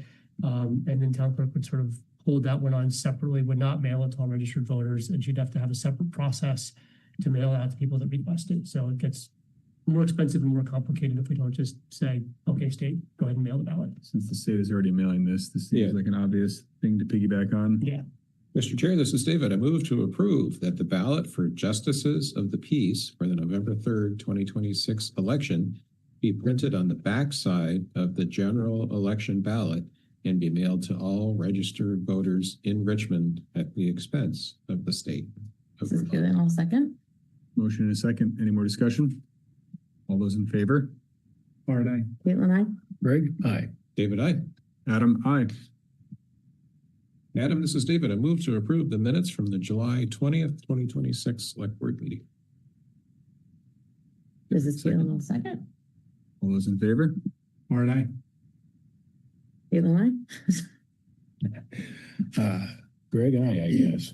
David, aye. Adam, aye. We have purchase orders. Yeah, let me talk about town center fund first and then do purchase orders. The elevator one? Yeah, so the elevator is the gift that Oh, right. keeps on giving. So yeah, we had a power outage in the village on Monday, July 27th. When the power came back on, there was a power surge that fried the CPU for the elevator at the library. And my air conditioner. And David's air conditioner, which is not covered by town insurance. The repair company needs a check for parts before they can order the parts and come out and repair it. And we'll pay for labor after installation. We're also going to install a surge protector in an effort to protect the system from a power surge in the future. I know Duncan reached out to VLCT to see if we could get them to cover it through insurance. And Duncan, he's on the meeting. I think I saw an email today that they're going to cover at least the CPU portion of it, but I got backed up on emails. Was that accurate, Duncan? He may not be there. So I think that they said they were going to cover no, I've got that first part, but I haven't followed up on the CPU. Okay.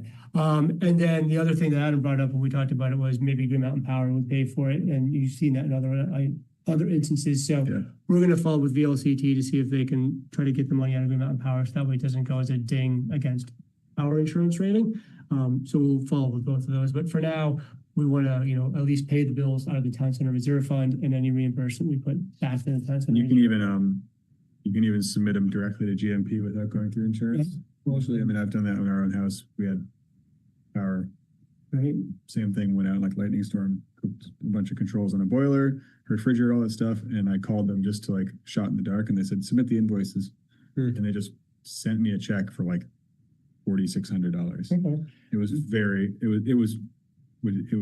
very easy. So I was actually shocked. And I guess they have ways of monitoring what's happened. And so they know when there's been an event. And so they're not they don't need a lot of backup because they know something's happened. Not the railroad. It's not like the railroad.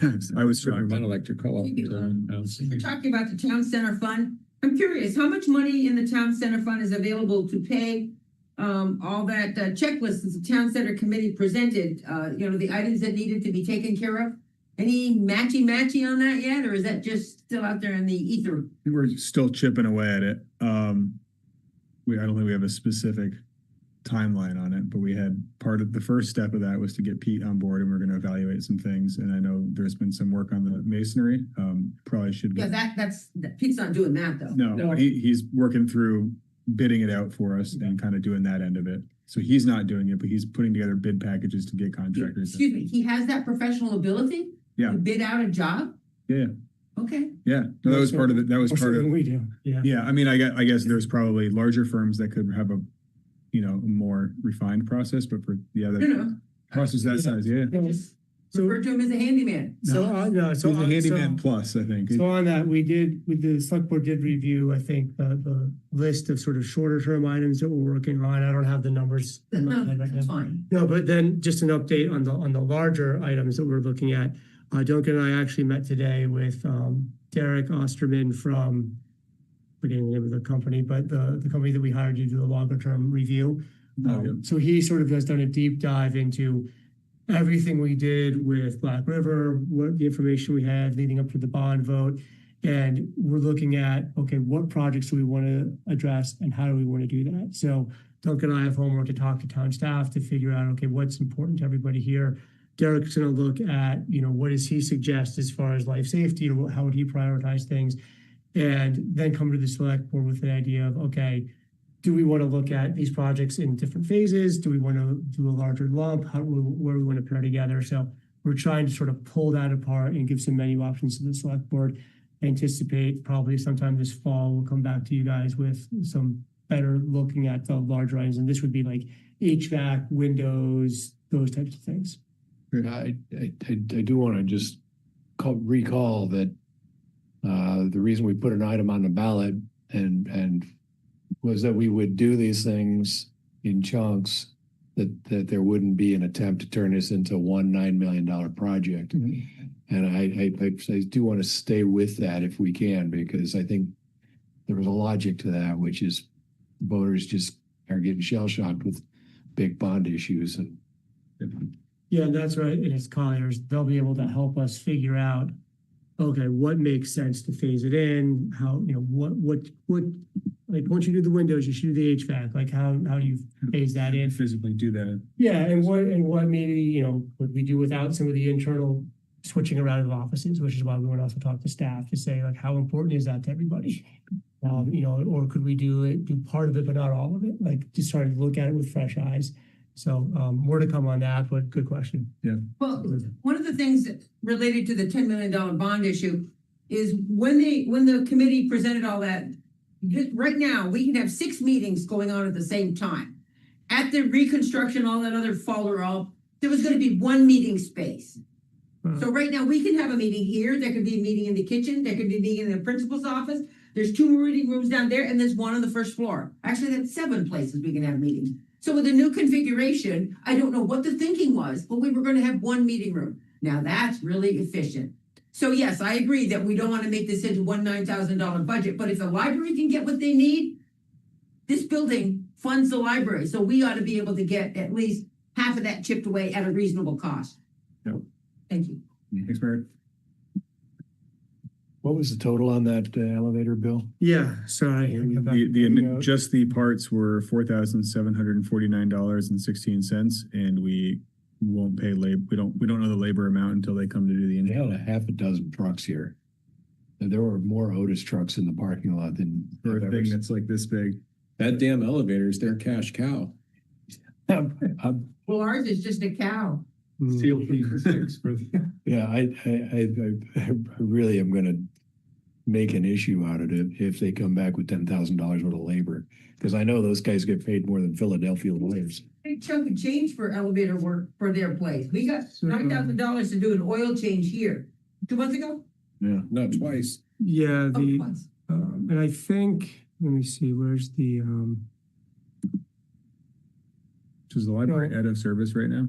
The elevator is, yeah. I'm sorry, the elevator. So I think that number, there was an estimate on labor though. So I think the number I gave you did include an estimate on labor. Yeah, because there's, let's see, this was the CPU. Why do you need a CPU for an elevator to go up a floor? Parts deposit. Everything has a CPU. $46. Yeah. Because you don't have a guy standing in there going, fourth floor. Yeah. We saw an elevator, we went to Green Mountain and bought Tully's coffee. There was a 4,160 volt line voltage elevator with mechanical contactor controls. Wow. And we go up there and we're like, oh yeah, have someone turn it on. We're watching. And there was like, the lights were not on. There was no lights in their headphones. And all of a sudden you could see like daylight as stuff's like flashing and it all worked. It's the scariest thing I've ever seen. No, I'm sorry, that doesn't include labor. They did give some estimates on labor. One was like $700, but the CPU is gonna be more than that. So, and I don't see an estimate on a quick review here. So yeah, so this is for the parts to kind of get it going. Okay. This seemed like a big turnout for a elevator repair. Oh, yeah. It pays well. Well, both companies we work with seem to operate very similarly and have very similar rates. Oh, yeah, I know. Yeah, you dealt with them before, I'm sure, as well. Pro athlete kind of wages, I'm telling you. Elevated prices. Maybe we need a salary cap on the elevator industry. So, I'd like to make a motion for the. Nope. Not doing it. Do we have? Oh, sure. I mean, As part, I move to approve the use of $4,749.16 from the town center fund to pay for repairs to the library elevator. This is Caitlin, I'll second. We have a motion and a second. Any more discussion?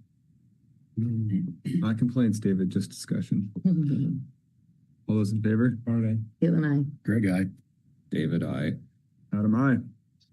All right, now we got a purchase order, just one amendment. So this was a quote that Pete got back, I think in like March for the plow body for the pickup truck. We ended up delaying this purchase. Price gone up? The price went up a little bit, yeah, of course, but we ended up, and that's why it went up, because I think it was valid for 30 days, and then we ended up delaying it to FY 27. So it went from 17,466 to 18,315, so less than $1,000. The installed price Pete put here as reference, he's actually going to install it himself, which saves a couple $1,000 of installation. So Pete, being thrifty as he usually is and resourceful, that's his contribution of what he can do to reduce this. So that's the motion, is to amend it to get it up so we can get the purchase in. Mr. Chair, this is David. I move to amend purchase order number 5191 to Iroquois Truck Bodies and Sales to a new amended amount of $18,315. This is Smart, I'll second. We have a motion and a second. Any discussion? All those in favor? Art, aye. Aye. Greg, aye. David, I. Adam, aye. Adam, this is David. I move to approve the warrants as presented. This is Smart, I'll second. All those in favor? Smart, aye. Caitlin, I. Greg, aye. David, I. Adam, aye. We could adjourn, do items for next meeting. I got a confusing call from a constituent. When we met with Amy Demetrowitz and all those people, the subject property was the stuff down at the end of Railroad Street, wasn't it?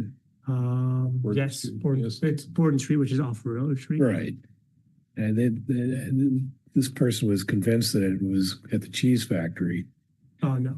That's totally different project. Okay. Yeah. Those are not, yeah. Those are Not part of the land trust at all. Oh, I'm resolved. That's a question. Yep. I mean, I could see though, development in the village, easy to conflict. If you're not paying attention to the blow by blow, easy to conflate the two. All right. Do any items on the next agenda come to mind right now? Follow up with, well, we probably have this already, Mr. Aldrich on. Oh, yeah, big one. I think we should go into the elevator repair business. I don't know, they get paid a lot, but every elevator guy I've ever seen does not look happy either, so it's obviously not working. Well, the guy, he's not making the money. No, even the, yeah. We should touch on the Chittenden County Regional Planning Commission expectations. Yep. You got that already? Yeah. Well, that's all I have. No one's got anything else? Adjourn? Move to adjourn. Bart, I'll second. All those in favor? Bart, aye. Feeling I? Greg, aye. David, aye. Adam, nay. Just to be a Too bad. contrarian. All right. That was a planned outage. I don't know why there was a huge spike when it came back on. Oh, yeah, I guess it was planned, so. All right, I'm gonna say goodbye, everybody. Turn it off. Night, everyone. All right. Good night.